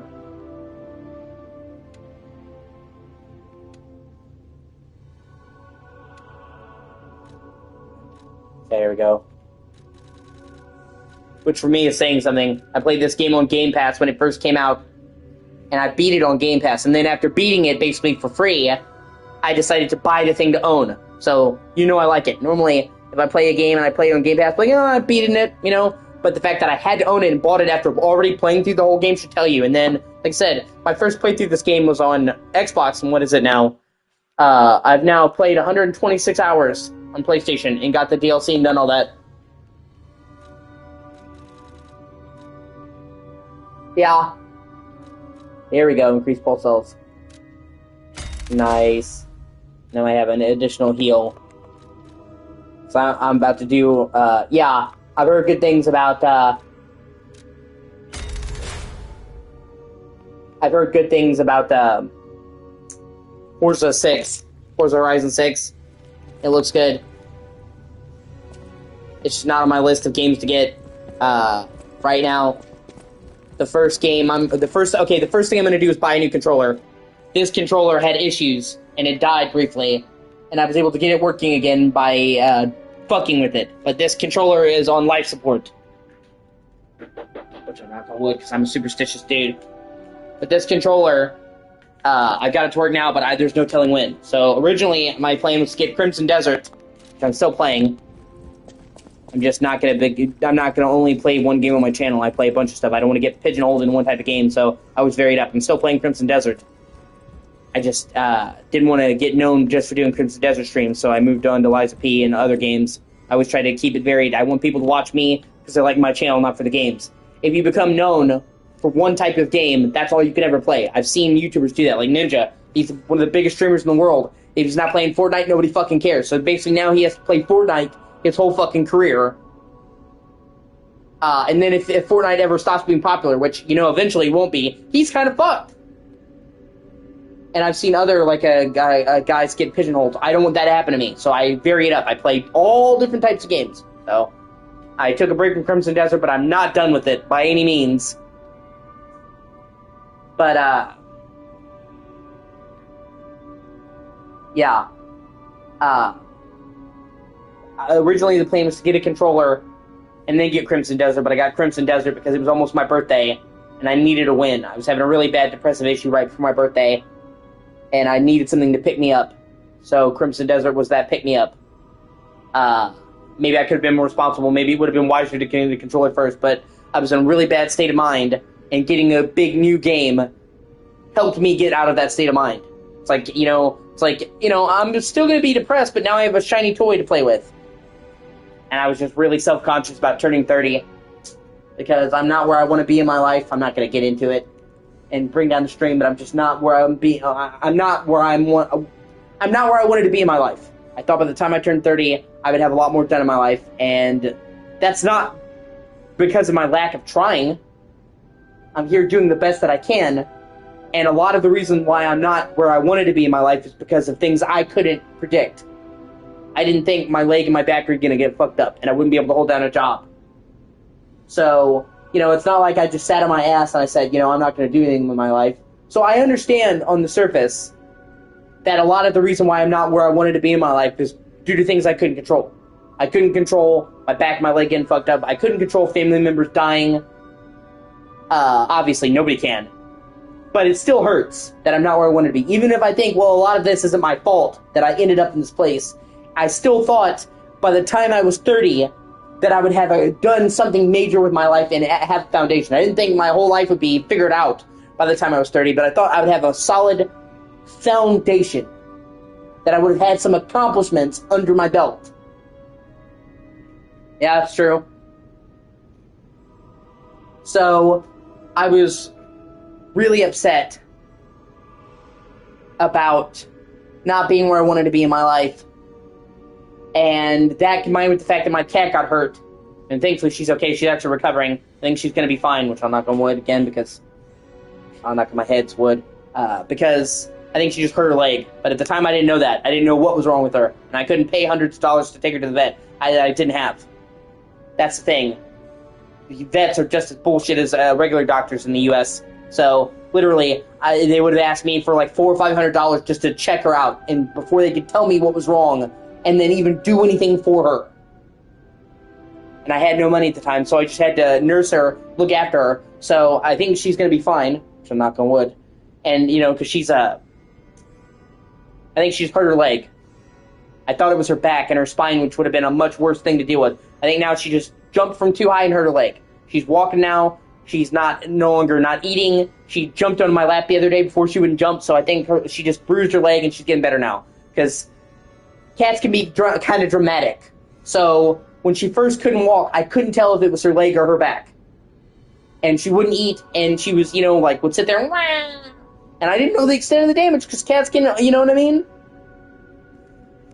So I was really depressed about turning 30 and not having anything to show for my life, and my cat being injured. and all the things that I went through. I mentioned my Series X broke down, my 3DS broke, the screen broke, my PS2 quit. Although with the PS2, I could at least understand that because that thing was old as fuck, and that thing was like 20 years old. Or older because it was a fat PS2, but still sucked. It was like, now, of all the times when you used to finally bite the ghost, bro. But either way, I was just, everything had piled on. I'd had a rough couple of months. My aunt dying, being murdered, my dad nearly dying, brutal winter. We had an exceptionally brutal winter here. I hate winter to begin with, but this is one of the worst winters we've ever had. In like the over 20 years I've lived here, this is one of the worst. It's really bad. I remember trying to help my mom go to the hospital in fucking a blizzard, like a legitimate blizzard.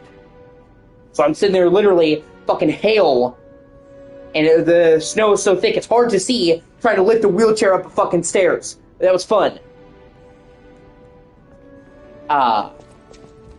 So I was just really impressed, and it's like, ooh, shiny Crimson Desert, and help me out. But now, after that, I can't put it off anymore. The next main thing I get is going to be a controller. So I'm saving up for that. So any other game I wanted to play has to come after that, because obviously without a controller, can't play shit. And a controller is one of the things I'm not going to skimp on quality. I would get a lot of things pre-owned or used or whatever. With a controller, no. And in fact, my current controller now is having problems because it was used. This controller was bought for me by someone, and that person accidentally bought it used. And the controller's already several years old.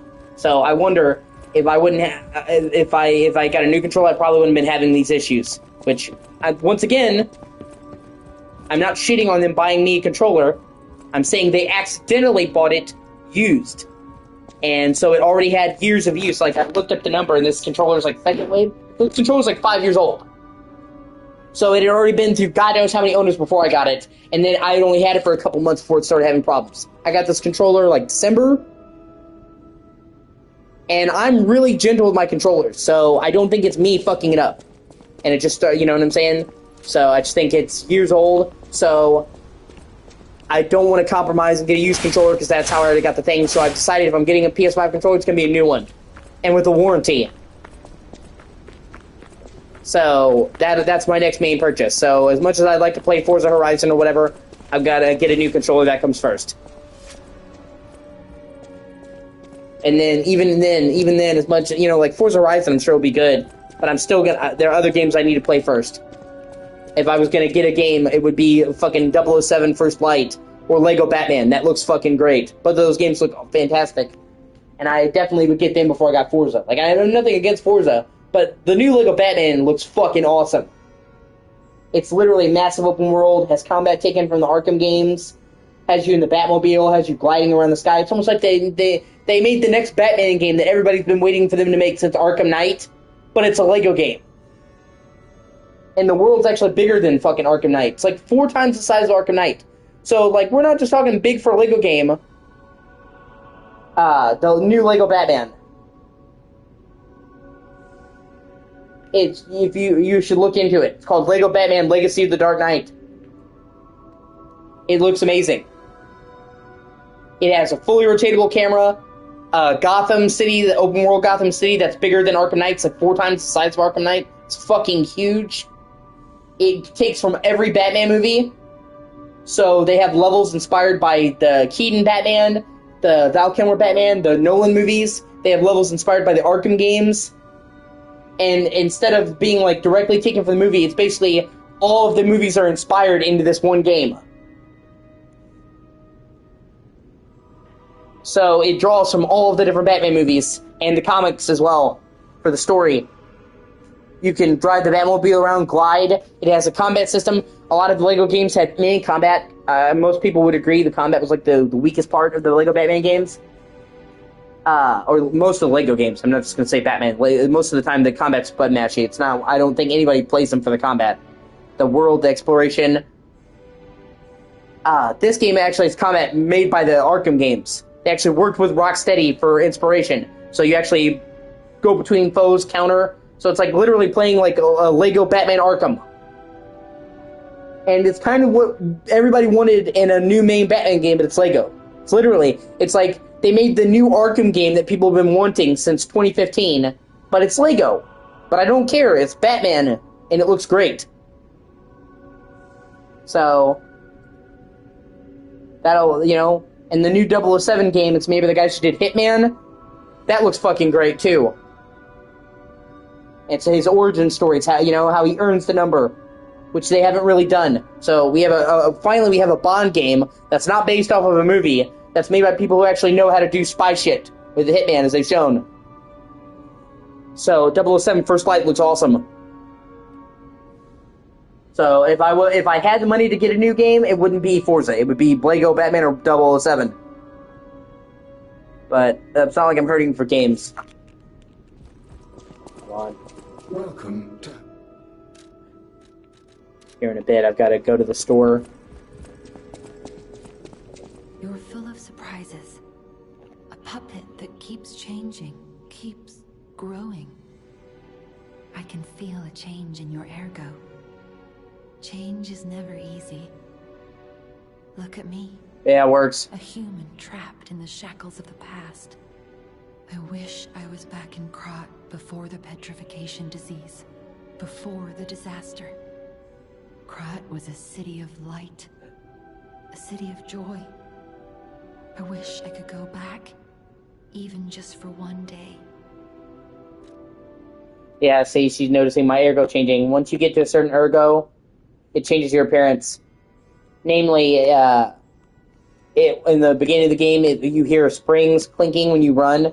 He starts breathing like a human when you run, and his hair changes. His hair is actually much longer than it is, but it's perfectly coiffed like a doll. Once he becomes more human, his hair actually comes down and gets long. It actually looks pretty cool.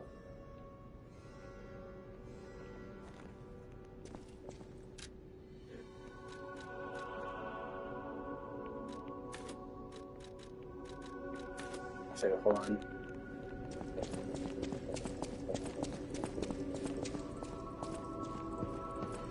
I know my way around. And then when you max out your humanity, your hair turns white. Because the ergo is white, and it's like you're overflowing with energy. And thankfully you can change it if you don't like it. If you prefer to have the black hair or short hair, they added in a post-launch update the ability to keep the look. So you could have max humanity and still have the original hair if you really want. But I actually like the way the long hair looks. And this is the turn of the century, 18th century, so men had longer hair. You had a lot of the Victorian nobles having longer hair in this time period. And the way that it's portrayed, it's not necessarily that his hair gets longer, it's that it stops being held up. Like you see, his hair's coiffed quite a little bit, so it's like, before his hair was made to look perfect and kempt. Now that he's more human, his hair just falls down. So it's less that his hair goes longer and more like it stops being frozen perfectly in place, like somebody put hair gel on it.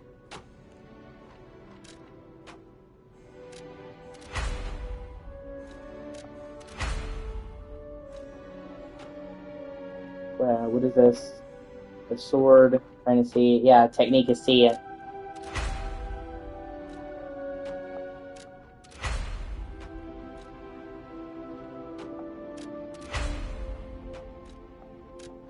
Sweet. Level 6.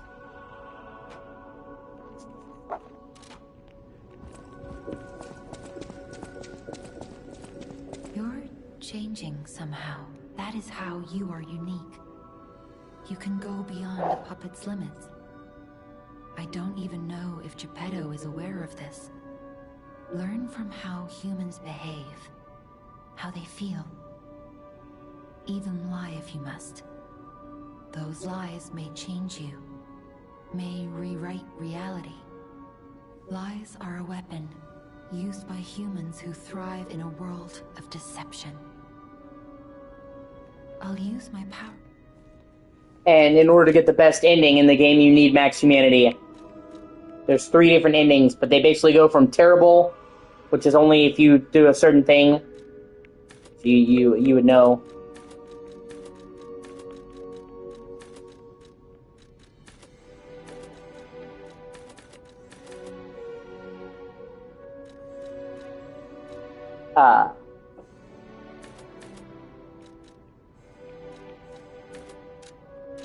There, now I leveled up. To the good ending, which most people get, and then the really good ending, the true ending that you only get if you get max humanity. It basically means humanity. But they're not gonna have max humanity. You have to go out of your way to do the side shit in the game to get the max humanity.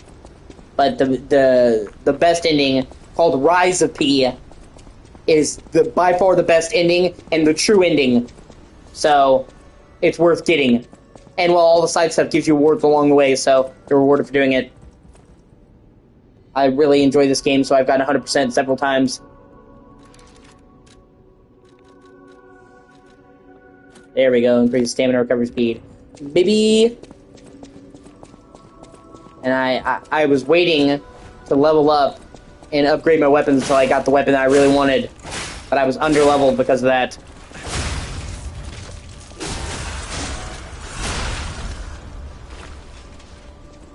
And this next boss fight I'm about to do is fucking brutal. One of the hardest boss fights in the game. Basically fight like 4 dudes. You fight the entire Black Rabbit Brotherhood, so you fight one big guy, and then he tags in his fucking siblings to fight you, so you wind up basically fighting all 4 of them. And it's brutal. It's one of the hardest boss fights in the game, and it's one of the big gauntlet check because this is like the halfway point of the main story. So yeah, okay, you know, this is basically a skill check. But I'll be back. I'll come back and play some more when I come back. I just gotta go to the store.